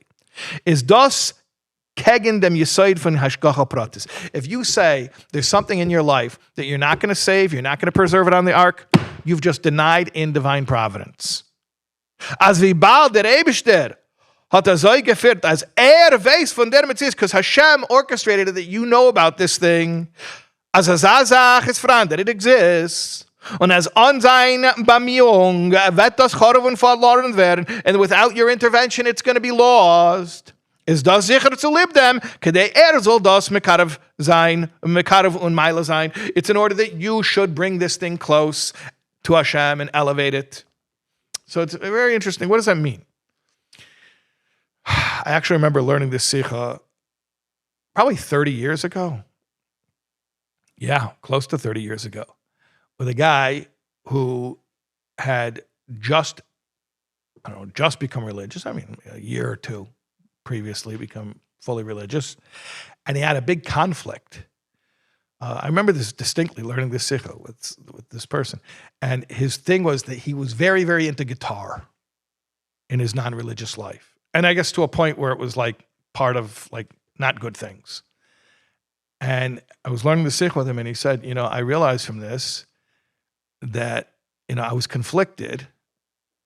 I mean, it seems so obvious to anyone who knows the Rebbe's approach, but for him, this is when the penny dropped, that if I know how to play guitar, I have to find a way to serve Hashem with the guitar. And it was clear to him from this. I remember very distinctly learning with the guy. Und demult bekommt die Hilfe und Siyum Milamaila auf ein Bayal Teva, bis es wird bei werden, el Ama Techlena Milamaila. Ama is Rosh Tevis Elokenu Melech HaElam, durch Elokenu, Gott von Jeden, wird Melech HaElam. Then you're going to have the special assistants that what? The Ama is the cubit at the top of the Teva, but it's also an acronym. Elokenu Melech HaOlam. Elokenu means our God, the Jewish God. Melech HaOlam, God of the world. That we have an effect on the entire world. Because remember, before it was you're just saving yourself. No, you're saving your wife and children, which means by extension, the Jewish people. Okay, what about the rest of the world? Elokenu Melech HaOlam. Now you're saving the whole world. So, but you can't go out into the world until you have the proper healthy attitude. So first you daven like there is no world. And then you go into the world. I think Elie Wiesel said that to be a citizen of the world, I first have to have a concept of being a Jew. And by being a Jew, then I can be a citizen of the world. Okay, so that's Elokenu, or God, Melech HaOlam, King of the world. Techlena milamaila, euch de kelim of parnasa git menem milamaila, aderich v'hu yichal kalecha, viz as kashni nasati ba'anen mukashli, der keshes regenbeugen, is kavyochel zugeglichen zum Eibischen, as macht die ganze Welt, var adira zu atzmusa yisbarach. And also what this means is, okay, there's a lot here, but v'hu yichal kalecha, he will sustain you. That's the words from Tehillim. It's from the on the Avtach, part of the Shalom. But who Yechal Kalecha, Hashem will sustain you. Hashem will, the Chassidish word is He'll give you the kalim. Yechal Kalecha, Lashon Keli. Hashem will even give you the kalim. And that Hashem Himself is the one involved in like even the most material things, or like it says, Hashem, I'll put my rainbow in the sky as my sign, and the Medrash Rabbah says Mukashli that Hashem compares His rainbow to Himself, as if like Hashem is giving Himself, and what this means is that Hashem Himself gets involved in your material affairs to make the Dira B'Tachtenim. In other words, meaning to say, after you were in your Teiva, where you were totally apart from the world, but then because even when you were in your Teiva state, you brought into the Teiva everything in the world, meaning you were considering how you're going to go back into the world and incorporate everything that you know about B'Hashgacha Pratis into a Dira B'Tachtenim. Now Hashem Himself is involved in your involvement in Dira B'Tachtenim. Okay, and that is the end of that Sicha. All right, we have one more Sicha. How are we doing? Should we take a break and run around and do some calisthenics or something? No, we don't have time for that. Okay, we're going to keep going. Nobody is captured here, by the way. Any point you can, if you're bored or you just can't sit anymore, everyone's free to go.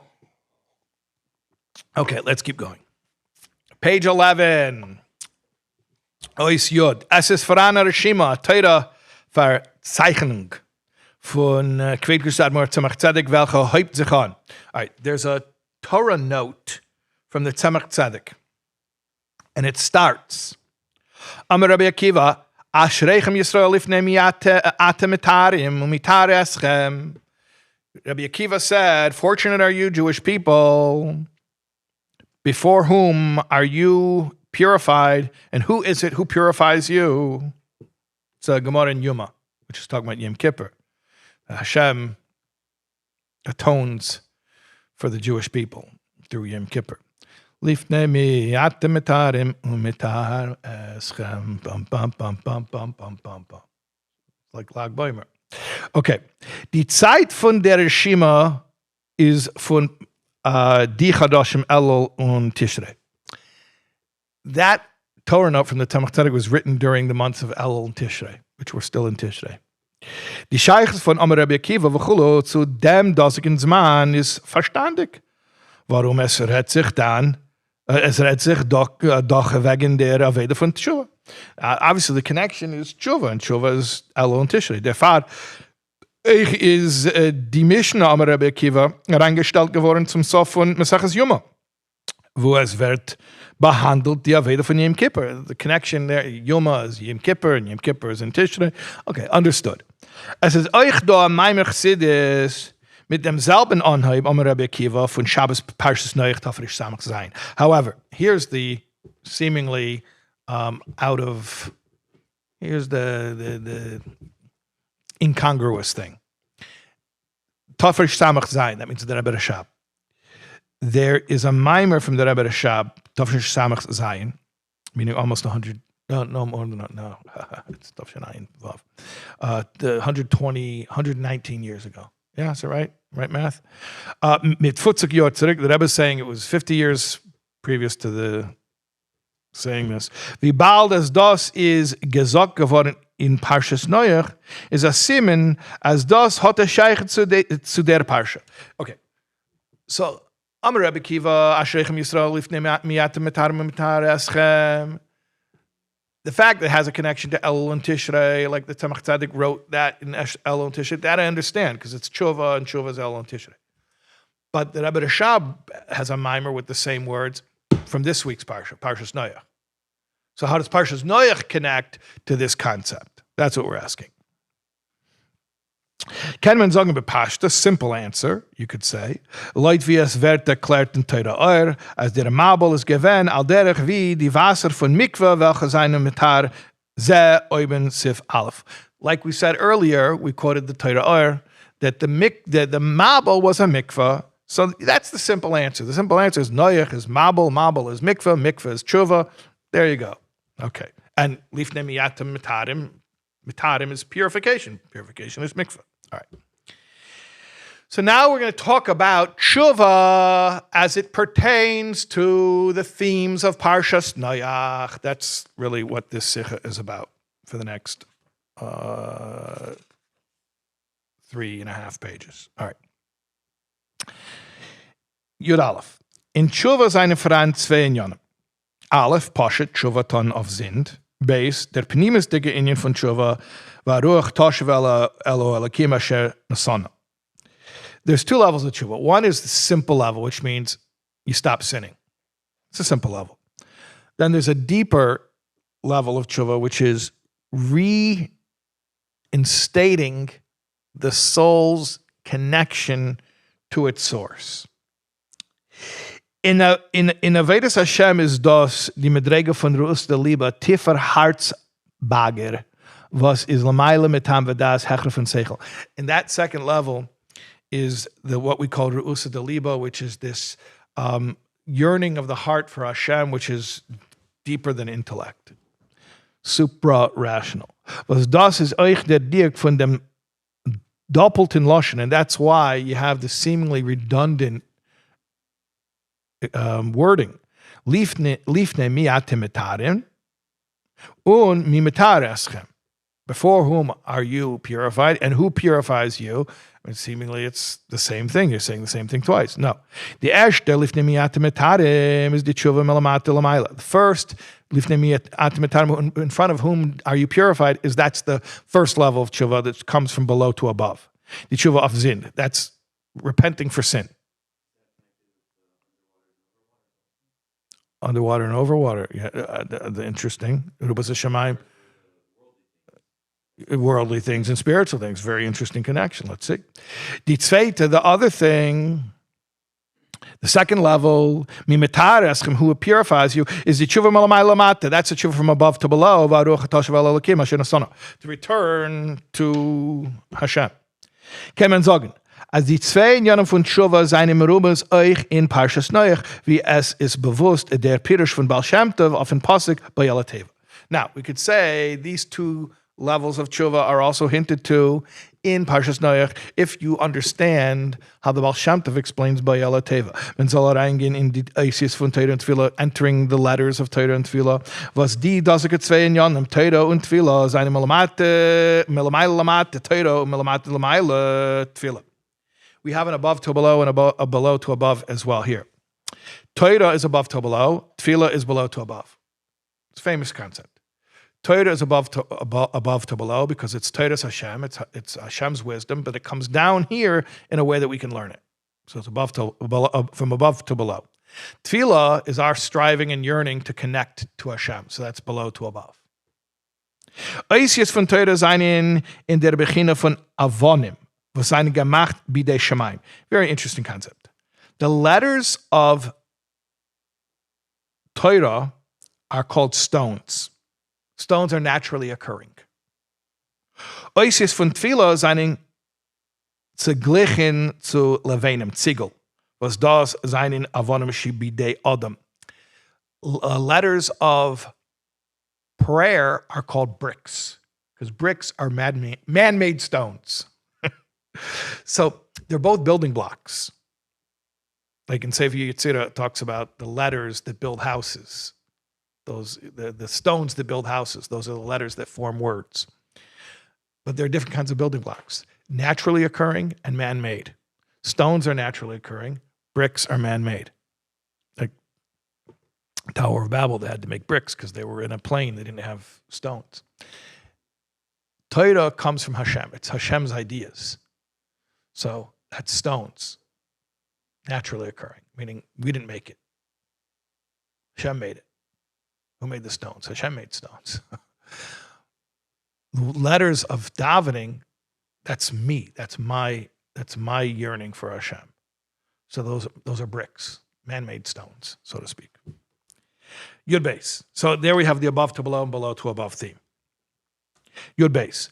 Der Inyan für Russe de Liebe und Mesiras Nefesh, was ist hecher von Tamvadas, ist voran in verschiedene Eifanem, heucher und niedriger. Now, this concept we call Russe de Liebe, which is this emotional connection to Hashem that transcends logic, you find it in different different ways, higher and lower. Mesiras nefesh meant mesiras haratzon. Very fundamental concept. Mesiras nefesh literally means surrendering your soul. In the most simple sense, it means sacrifice, dying al kiddush Hashem. But mesiras nefesh also means mesiras haratzon, surrendering your will. When you want to do something and you don't do it because that's not what Hashem wants for you, that's called mesiras nefesh. Giving over your will. Übergeben dem eigenen Willen. Giving over your own will. Und wie die Gemara sagt, Malik. Okay, so the little background. This is a concept, this is an idiom from the Gemara. Mali katla kula, mali katla palga. What does it make a difference if I kill half or kill the whole thing? The original context is talking about an animal.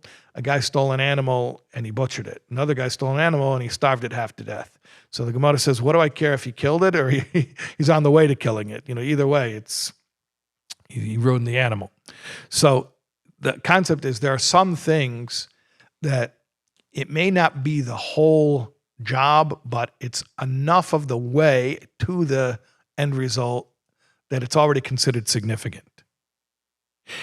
Is mit jeder Beug, was Yid beugt sich zu lieb dem Eibishten. Every bow that a person bows to Hashem. Bowing here doesn't, when you're in Japan and you're at the intersection, you want somebody to give you right away and you bow. Here it means every act of surrendering your will,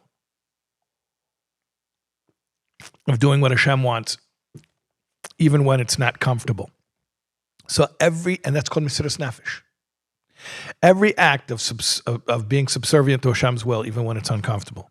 Even in a very small way, is thus a katla palga that's called killing it halfway, which means it's tantamount to the whole thing. Is thus euch mesiras nefesh, it counts as mesiras nefesh. Von der andere Seite, filo der welche is a gadol shebigdelim. Okay, so on one hand, even a tiny act of mesiras nefesh is mesiras nefesh. On the other hand, even someone who's the greatest of the great is far euch nit genug die aveda was al pitam vadas nor euch bei muss sein der Beug mit mesiras nefesh was darf gedemalt wird nehmen Göttlichkeit also wie steht morim v'kodesh eschkoin wie es dake v'shval ruach davke. The great person, he's doing everything perfectly, but he cannot just serve Hashem from his intellect. Even though his intellect is leading him to do everything he's supposed to do, there has to be some level of surrender that is greater than his own will. So we have the two extremes. On one hand, you have someone who's on an ostensibly low level, where he has to do these very small acts of surrender, where he's stifling his desire in small ways, but that's considered significant.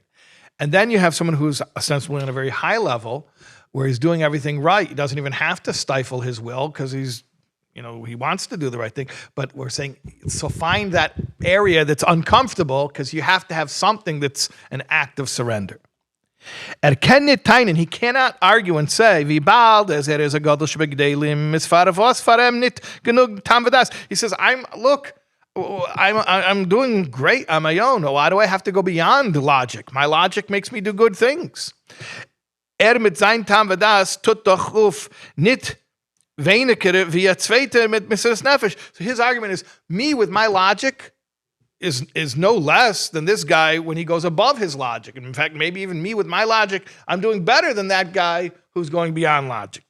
Zok menem, so we say to him, no. As darf sein b'chol yedecha, miyed shelcha. You have to love Hashem b'chol nafshech, b'chol levavcha, b'chol nafshech, b'chol yedecha. Yedecha means with all of your might, miyed shelcha, which means with mesiras nefesh. Und kol zman steht in sein eigenem tam vadas, kann nit nehmen Göttlichkeit. And as long as you're only serving Hashem logically, you cannot have a relationship with God. Of nemen Göttlichkeit muss men haben mesiras nefesh dafka. The only way you can have a relationship with God is through mesiras nefesh. Very important fundamental concept. Hashem is infinite and beyond our grasp. Your logic is finite.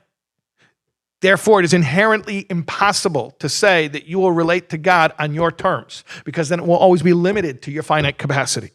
So the only way to relate to God, who is infinite, is to go beyond your capacity. And going beyond your capacity means that there has to be at least some aspect of your relationship with Hashem that doesn't make sense to you, that forces you to go out of your comfort zone and put your will aside.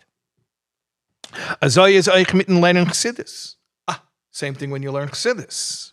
A viel der was lernt Chassidus beschufi und führt sich Leut ihre Minhagim und Anweisungen und beschasser guckt auf dem herum, kann sich duchten, als steht schon in Spitz. Here's a guy, he learns tons of Chassidus, and he looks around him, he compares himself to others, and he says, I'm doing pretty well. Look at these guys. These bums aren't learning like I'm learning.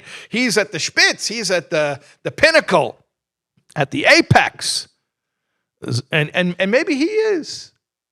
Zogmanem, as we tell him it's not enough. Men muss haben aveda und avedem in mesiras nefesh. You have to toil with self-sacrifice.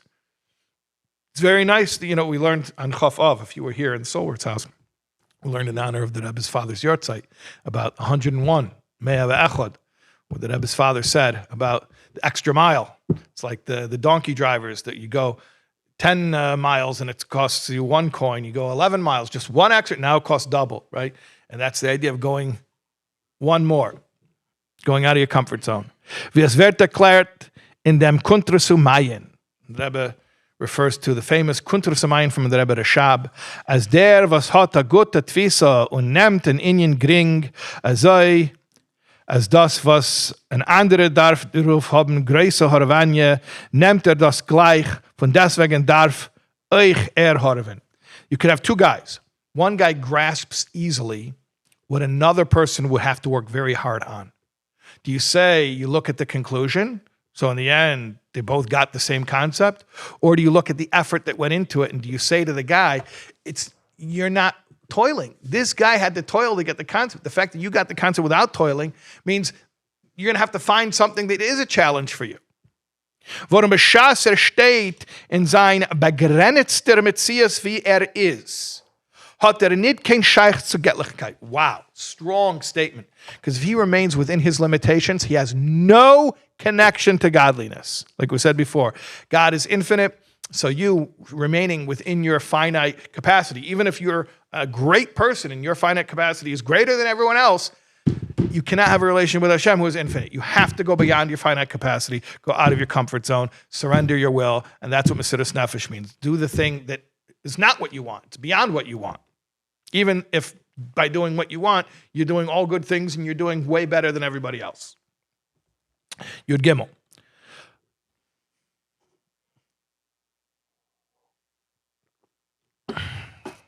Now we're at the 2-hour mark. I predicted this would take 2 hours. It's going to take more than 2 hours. Yud Gimel. Das ist der Remez, was gleich herausgehendig von Rosh Hashanah und Yom Kippur in Chodesh Tishrei lehnt man Parshas Noach. That's why, right after we finish Rosh Hashanah and Yom Kippur, we lane Parshas Noach. It's all very connected. Yom Kippur is a tzuma shel Yom Mechaper. Their Tag Alein is Mechaper. What's Yom Kippur? Yom Kippur is the day itself, the essence of the day atones. Und der Eibishter is Moichel ala Avedas, Hashem forgives. Auf Yom Kippur steht, as demot sein Jiden vereinzigt mit den Eibishten, es is Yisrael Malka, Likkutei, und der ganze Metzias is Elokus. On Yom Kippur, the Yidden and Hashem are one. It's the king and the king and his people are all by themselves. Amazing. Everyone's lifted to this incredible level. So you could think, after you have your Yom Kippur experience where you're one with Hashem, you're so high, you could think, noch was darf man die Aveda von mesiras nefesh? Now why do I need mesiras nefesh anymore?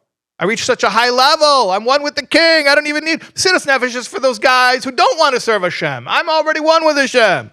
Wie bald as ganze Metzias is Göttlichkeit. He's saying, since my whole Metzias is Göttlichkeit, my whole reality is God, why do I have to even have mesiras nefesh anymore? Is bald wie man geht heraus von Chodesh Tishrei. So what do we do immediately as you finish Tishrei, the high holiday season? Lehnt man Parshas Noach. You got to read Noach. Bayala Teiva, go into the ark, go into the words. Reingehen bei de Kavim, Richtungen von Teshuvah melamata lamailo und melamata lamata.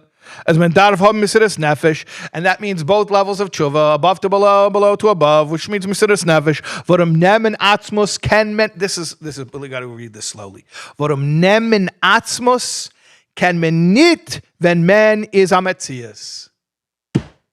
Great statement. You can't have the essence while you remain your own separate existence. Wie hoch sein Metzias soll nicht sein. However lofty your personal existence may be. You might be the greatest tzaddik. Nor as darf sein b'chol miyedecha dafke. There has to be b'chol miyedecha, which means the going beyond your limit, because Hashem is unlimited. Yudalad. Leut dem wird man euch verstehen, was Kvitis Merivchami Admor, der Rebbe der Schwer hat erzählt, als einmal, now we're going to understand a story that the Friedrich Rebbe told, that one time, auf morgen noch Yom Kippur, the day after Yom Kippur, ist rein zu sein Vater im Rebbe Nishmas Eden und hat ihm gefragt. The Friedrich Rebbe went into his father, the Rebbe Rashab, the day after Yom Kippur, and he asked him, Tate, will bei dir fragen für Kasches. Tate, was ist der? Tate, what now? What now? We reached this highest level of Yom Kippur. What now? Hat der Rebbe Nishmas Eden geantwortet. So the Rebbe Rashab answered the Friedrich Rebbe. Jetzt der? Now? Darf man erst Teshuvah tun. Now we have to get started doing Teshuvah. So funny. I mean, in Flug, in first glance, is nicht verstandig, you don't understand. Wie bald es ist schon gewähnt, die Teshuvah von Yom Kippur, und der Eibishter ist Salchen Yisrael, Machen Lishivta Yeshurun, Heint, was sagt man, as darf weiter Teshuvah tun? You just reach the level of Yom Kippur where Hashem himself is forgiving everything. You're good. What do you have to do Teshuvah now anymore? Wie the Mishnah itself, like the Mishnah says, interesting. Here's a proof for the question, for the argument that seemingly after you hit Yom Kippur, you're good. Rest on your laurels. There's nothing more to do, and you could back this up from a story in the Mishnah, like the Mishnah says in Krisus, as Bava ben Bota flecked alle Tog makrev sein in Ashim Taloi. He would bring a variable peace offering every day, because he wasn't sure if he did a sin. If you're not sure, you're supposed to bring Ashim Tali, so he'd bring every single day. Oiser auf morgen nach Yom Kippur, except for the day after Yom Kippur. Why? Weil demol is noch nicht shaykh kin sin, because you didn't sin Yom Kippur, and then you got atoned for on Yom Kippur. So one day he didn't bring an Ashim Tali was the day after Yom Kippur. I guess Yom Kippur itself, if it's Yom Kippur, then it keeps you safe. Nor the pshat is. So what's pshat? As it's the Darfman Ersh Teshuvah. What's pshat? The pshat is, as wie bald der Emeser von Teshuvah is, Varuch Teshuvah Kimashin Sana und Göttlichkeit ist doch unbegrenzt, bemele ist euch die Aveda von Varuch Teshuvah Kimashin Sana, and unbegrenzte. Since Teshuvah really doesn't just mean you stop sinning. That's the simple level. The higher level means returning to Hashem, and Hashem is infinite, so returning is infinite. Now we're going to use some Kabbalistic language. When the transcendent, encompassing lights are drawn down, gain die dazaka eires rein in a pneumius, but then they become internalized. Then you get even higher transcendent lights drawn down. Was in sei is die Aveda von Rusa de Liebe, was is hecher von Tamvadas. Let me say that in simple English. The thing that used to be beyond you now becomes internalized. So it doesn't mean nothing's beyond you anymore. It means we got even higher things that are beyond you. Now we have to go even higher to get things that are still a makif. So the thing that used to be makif became panemius. Now you go to an even higher level of makif. You want me to tell you that in a very simple expression or illustration? I heard the story from Tuvia Teldin, who knew the guy it happened to. He said he knew a guy who his father was a pharmacist, and this father's dream was that his son would inherit his pharmacy and he would have a good livelihood from the pharmacy. And the kid became frum and went to yeshiva. And the father was beside himself because the son was going to keep Shabbos, and the pharmacy has to be open on Saturdays, the father came to the Lubavitcher Rebbe to complain. Came into Yechidus to basically yell at the Rebbe for ruining his kid's life. So the Rebbe says to the guy, it's so interesting how the Rebbe changed the whole focus. The guy was not frum. Okay, he was a traditional Jew, but he didn't keep Shabbos. For him, his main thing was financial security. He wanted his son to have financial security. That was the pharmacy. So the Rebbe asks the guy, let me ask you a question. Do you have any mitzvahs that you do that you're comfortable doing? He's like, yeah, I keep some stuff, here and there, just whatever I do. Okay, so what you're comfortable doing? Yeah, what I'm comfortable doing. So the Rebbe said, great. So you should continue doing whatever you're comfortable doing. Any mitzvah you're comfortable doing, you should do it. Obviously, if you're comfortable doing it, why not doing it? But one mitzvah you're uncomfortable doing. Just one mitzvah you're uncomfortable doing. Could you do that? It's like, okay. The guy came in to yell at the Rebbe about ruining his kid's life, so to speak. And the Rebbe ends up negotiating that he should continue doing any mitzvah he's comfortable doing. Obviously, why not do it if you're comfortable? And one mitzvah he's uncomfortable doing. Well, what do you think happened? After a while, the mitzvah that was uncomfortable became comfortable. So he had to get a new mitzvah that was uncomfortable. And then that became comfortable. And then what do you have to do? He had to get a new mitzvah that was uncomfortable until finally the guy himself shut down the pharmacy on Shabbos, and he had so much nachas from this son who went to yeshiva. Okay. So the thing that was makif becomes panemius, and then you have to get a higher makif. That's what it means. Und das is top of the column on second column, page 13. Und das is der Pshat von dem Entfer, as Itzte darf man erst Teshuvah tun. That's what it means when the Rebbe Rashab said, now we first have to start Teshuvah, even though we just hit such a high level on Yom Kippur. Weil früher hat man nicht gekannt tun die hechere Teshuvah, because we couldn't do the higher level of Teshuvah. We gained something from Yom Kippur. Don't get me wrong. We're in a place now, we're in a position now to do an even higher Teshuvah that we couldn't have done before. Worum man hat gehalten bei before we were holding by the lower level Teshuvah. Aber nach Yom Kippur darf man erst Teshuvah. But after Yom Kippur, now we have to first do Teshuvah. What it means first do Teshuvah?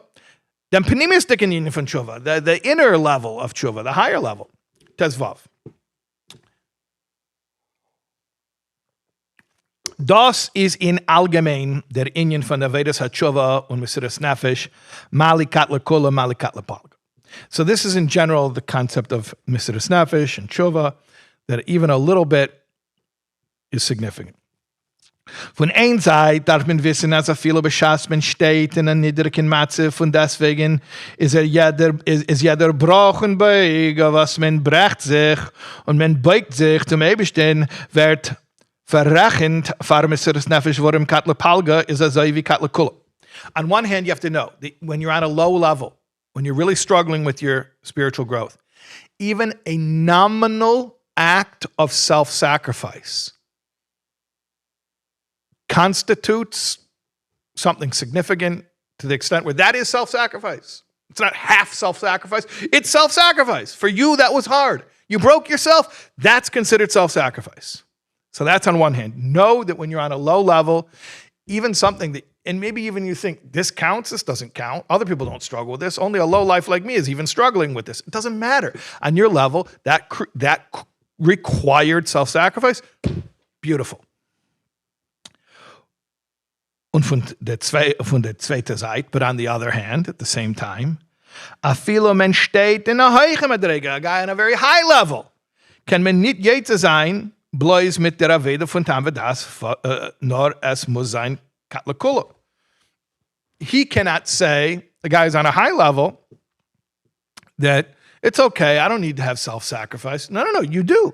Find the thing that's uncomfortable even for you. Find the makif for you. Even if for what was for other people is makif and unattainable, for you is panemius, find that level that's unattainable for you. Und oib das is nicht da, meint das nicht as felt blaze a prat. And if you don't have the self-sacrifice, you're not just lacking a detail of your relationship with God. Der Prat von Mesiras Nefesh. In other words, there's one little detail I'm missing. I'm doing everything in Yiddishkeit. There's just one detail I'm missing. It's a little detail called Mesiras Nefesh. So no, that's not how it works. Nur es fällt der ganze Verbund mit Göttlichkeit. The whole connection to God is lacking if you're lacking Mesiras Nefesh, because then you're stuck in your finite capacity, and Hashem is infinite. Warum Maram v'Kodesh Hashkein is v'es Daka v'Shval Ruach Dafka. Hashem, the lofty, exalted one, he only dwells with the one who is broken, meaning somebody who had to break himself to go out of his comfort zone. As wie die Gemara sagt, as a feel and es ist Fran, die Avede von Bechol Vavcha v'Chol Nafscha, nor as felt der Bechol Miedecha, like the Gemara says. Person is doing Bechol Vavcha. He's doing Bechol Nafscha. But he didn't do, I didn't do Bechol Miedecha. He's called, he's not doing Hashem's will. What are you talking about? He's not doing Hashem's will. He did Hashem's will. Yeah, but it didn't require him to go out of his limitations. Und von dem kann kommen, and then, if he's not doing Bechol Miyadecha, can be nishtalshel from that, beribu yishtalshel, through many levels of devolvement. Literally, he doesn't do Hashem's will, meaning he's not even keeping halacha. As men tut nid Rachmana the Meibshin's will, he's not conforming to God's will. So it could start as, I just don't push myself. But by not pushing myself, look, I'm still doing everything I'm supposed to do. Yeah, that's how it started. But where's it going to end up? Could even end up, God forbid, he's not even doing what he's supposed to do. It's similar to what we were saying before. He started with his distraction from Torah mitzvahs with Arubas Hashemayim. But after a while, it becomes even Tehim Rab. All right. But Rebbe is always telling us, look where this is going to lead. Look what path you're on. And the Rebbe Rashab says is Faran Mesiras Nefesh mitten b'chol miyedecha. But if he's on a level b'chol miyedecha, yeah, there ain't a light sign mahos, and that's a relative term. Like we said before, b'chol miyedecha is miyedecha. When that was not the knech that we used, but I'm saying your ma'id, whatever ma'id means for you, is a feel of a is as das is. In nidra kaifanim, even if his meidecha requires that his struggles are low level things. But he's called doing Hashem's will. As men tut dem Eibishten's will. Was das bringt dem vom de Zorn veroa et zeinchem fremde wellen aufstehen und passion eire schaf. So then what's going to happen? So there's a prophecy in Yeshio, in Isaiah, that talks about when Mashiach comes, then foreigners are going to come and they're going to shepherd your flocks. So this is one of these things. Oh, then the Umas Ha'olam are going to come and work for us. Okay, but this is in Pneumius. This is the internal. This is all in microcosm. This is all within one person. As a filo die Fremde von sich. Fremde von sich. What does it mean? It means that the foreign aspect of you, your own internal foreign aspect. Nicht nur, was they steren it. Not only will it no longer oppose you, nor is they helfen noch zu. They're going to help out. Just like, so what it means in macrocosm, that non-Jewish nations who had previously opposed the Jewish people, when Mashiach comes, they're going to come want to work with the Jewish people, help the Jewish people. But in microcosm, it means even the aspects of self that were antagonistic or at least uncooperative with serving Hashem are going to want to be part of serving Hashem. Pull it up again. Tezayin. We're on Tezayin? Okay. Die Tnuah von Mesiras Nefesh meint a Reiskin von sich, von sein Metzias. So self-sacrifice means going out of your own ego. Aber die Gewonne ist, als euch der noch, wenn kommt zurück in sein Metzias, soll sich anhören bei die Tnuah von Mesiras Nefesh. But what the point of it is, that after you come back to yourself, it should be recognizable. This is, again, we were saying before, that when you go into the Teiva, and then you leave the Teiva, and you go into the world, it should be recognizable in your dealings with the world that you had been in the Teiva. Similarly, when you're Meiser Nefesh, and you go out of your ego, and you have this transcendent experience, the transcendent experience has to be recognizable in how you then reintegrate with the world. It cannot just be this out-of-body experience that was pyrotechnics, it was amazing, but then it becomes divorced from your day-to-day life afterwards. Also wie man hat gerät, wegen der Meile von Achtus von Shmini Atzeres, as he bleibt euch in die Woche dicke Tag noch Shmini Atzeres, like we spoke about. And I was referring to another Sikh, and he says, see, look at the Sichos Chelik base, page 434, that the purpose of Shmini Atzeres is how it affects you after Yom Tov. Und das ist euch merumes in dem Inyan von Mabel. And this is also hinted to by the flood. B'shas der Mabel is die ganze Welt gewesen vertunken. Bis afilu die Mazolos haben dann nicht gearbeitet. During the flood, everything was submerged. And in fact, the Mazolos, the constellations, did not operate. By the way, we have to, the astrology rabbi, he wants to come and do a podcast Wednesday. I have to confirm with you that we can record. Okay. Even the Mazolos didn't work. Welt is given bittul. The world was all, canceled. Men is given ausgeschlossen von weltliche Sachen. So Noach and the ark, there was no world out there. Even the constellations weren't operating. Out of order. Closed for business. Und men is given eingeschlossen in Teiva, Isis von Torah and Tefillin. So during the ark experience, the whole world was canceled. There was nothing going on outside. But obviously that's for the purpose of then afterwards reintegrating with the world. Where are we up to? Top of the next page. This is Geven al derech vi di aveda von Chedesh Tishrei. All right, another way of talking about it. It's sort of like what we do during the month of Tishrei. Was man is dann abgeschlossen von Welt. I saw a nice tweet that I call tweets anymore, post on X last night. I wish I could say it, B'Shem Imrei. It was a funny guy. What's his name? I liked it even. I should look at my history of, how do I look up my history of tweets that I liked? I don't know. Likes? Eli Leibowitz. Okay, this is yesterday. Eli Leibowitz writes, okay, now you can turn the fridge light back on.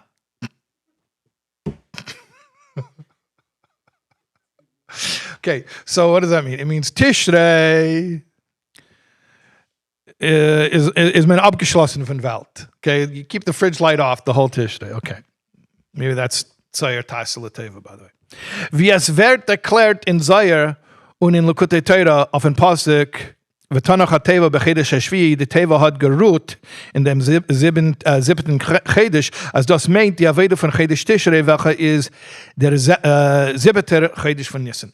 It says that the ark rested in the 7th month. So Zayar says that you rest in the seventh month, meaning the 7th month from Nisan. Chedesh is Nisan, which is Rishon, the 1st month, and then the 7th month is Tishrei. So you rest. The fridge light is off the whole time. The tachlis is aber, but the point of Tishrei, of the high holiday season, is what? Bestanden nicht in dem Mabel. It's not to stay in that state, nor in dem Aroisgehen von der Teiva in Welt. It's to leave the ark and to reintegrate to the world, as demot soll men seine so wie men is gewen in der Teiva. To behave outside of the ark the way you did inside of the ark. So you have a Tishrei experience where you don't go to work practically the whole month, and every other day feels like an Erev Shabbos, feels like Friday the whole month. But the purpose of it is how it's going to affect you for the rest of the year. Will it change the way you experience your dealings with the world? Or are you going to go right back into the world ruling over you and intimidating you? God forbid. Okay. Yeah, erst darf man Teshuvah tun. Right, erst darf man, yeah, this is the time. This is the time. Okay, chaparein. Yeah, you didn't miss anything. This is the time to do it right now, okay? It's not like when you learn the Hayom Yom, you're supposed to stay up all night in Shvi Shal Pesach and you learn it the next day. Oh, I was supposed to stay up all night last night? No, you didn't miss anything. Do it right now. Okay. Yud Zayin. Das is a Zugab in der Sheiches von Mei Mabel mit Mei Mikvah. Okay. Now, this is another connection of the flood to the Mikvah, like we started talking about. Der Rambam sagt. Rambam says, Hilchos Avos HaTumah, which we had weeks ago already. Azitara wird verendigt, nicht b'shas men is in mikveh. Interesting chakira here. At what point does a person become pure. It's not when he's in the mikvah. It's very interesting. Nor b'shas min geht reis fun mikvah. The purification happens when you exit the mikvah. Das heißt, als wenn geht raus von mikvah, darf sein kenntlich auf als is given in mikvah. Or in Aveda Isius, the Rebbe says like this. What that means is, in halacha, it means that while you're in the mikvah, that's not what purifies you. It's exiting the mikvah that purifies you. That's technical. But in practical terms, what that means is that when you leave the mikvah or the mabul or the situation where you're separate from day-to-day life, tishrei, it has to be recognizable in you when you reintegrate into day-to-day life.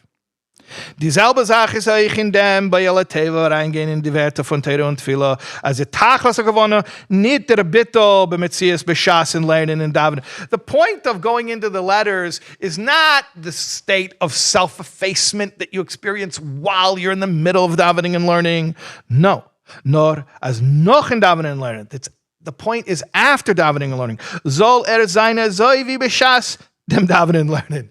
That after davening and learning, you should be in the same state as you were when you were davening and learning. In other words, that's the ultimate paradox, that you enter a mind frame in davening and learning, and then you leave davening and learning, and you go into the world, and you deal with the world, and you deal with other people, and you deal with everything that b'hashgacha pratis you were exposed to, and you make it a dir b'tachtenim, and you're right in the middle of everything, and yet in your mind and heart, you're still the way you were under the effects of davening and learning. Like we said in chapter 8, wegen dem Baal Shem Tov, about the Baal Shem Tov. As fahren davening is nicht gewinn sicher, was es wird sein mit dem noch in davening. The Baal Shem Tov, when he would daven, he didn't know if he was going to live. Zu lieb dem Kleus an Nefesh und bittul beschassen davening. Von deswegen ist später gekommen zurück in die Welt. Warum das ist der Iker auch gewonnen. On one hand, so interesting. It's like the Rebbe says, on one hand, when the Baal Shem Tov would daven, he didn't know if he was going to survive davening because he knew he was going to get so wrapped up in davening, he would just want to leave his body and never come back. On the other hand, he would come back because that's the point. The point is coming back. This is, by the way, al derech, what the Rebbe explains about Daled Nichnas al Apardis, the Braise in Chagiga, the four Tanoim who entered the altered state of consciousness, called the Pardes. So the Ben Zayma and Ben Azai and Acher all were damaged in different ways, and only Rabbi Akiva was able to emerge intact. So the Rebbe says, Nichnas b'shalom v'yotze b'shalom. He exited in peace because he entered in peace. Peace, shalom, means integration, wholeness. He had a spiritual experience, not for the excitement of it, not so he could have a distraction from life, but for the purposes of reintegration, and therefore his spiritual out-of-body experience was healthy for him because he was able to bring it back into day-to-day life and be functional in day-to-day life because his only purpose for pursuing that experience was to enhance his presence in the here and now in day-to-day life. Okay. Similar concept. Where are we? Yud Ches? Are we on Yud Ches? Last ice. Oh my goodness. Okay. Der Rebbe der Schwer hat einmal gesagt, als Parshas Noach ist Akala Muntavach und in Parshas Lechlecha, ja, häupt an zu werden freilicher. Warum demalt ist geboren geworden Avram Avinu und befragt leut dem Pirish Hapnimi von Lechlecha Gemer Asher Arekho als men weiß die Meile von Neshamas. Okay. So the Frierdiker Rebbe said, Noach is kind of a sad week. You got the flood. Avram Avinu, but Parshas Lech Lecha is a happy week. Starts to be a happy week because you're with Avram the whole week. And especially if you understand what is Lech Lecha, Asher Areka, I will show you. Hashem is saying to Avram, I'm going to show you off. I'm going to display you. I'm going to show the world your greatness. And Hashem is saying that to every one of us. The greatness of your neshama is going to be on display. Soll der Eibishter geben. The Rebbe gives us a bracha. The Rebbe is giving us a bracha right now. Soll der Eibishter geben, als die alle Inyanen, was sein in der Weile Kalamunte, zu welches is a Siba. Anything that until now was not so happy, for whatever reason. As we're going into Lech Lecha, sollen sie werden freilich und herabkommen beteuv Hanira Nigla, it should all become happy, and it should come down, meaning it should be manifest in a revealed way, an apparent and in an apparent, readily observable, obvious way. And that's it. We did it. It only took us 2.5 hours. Felt like 5 minutes. 2 hours. Oh, we started at 10:30? Oh, it was only 2 hours and 5 minutes. Let's do it again. Okay.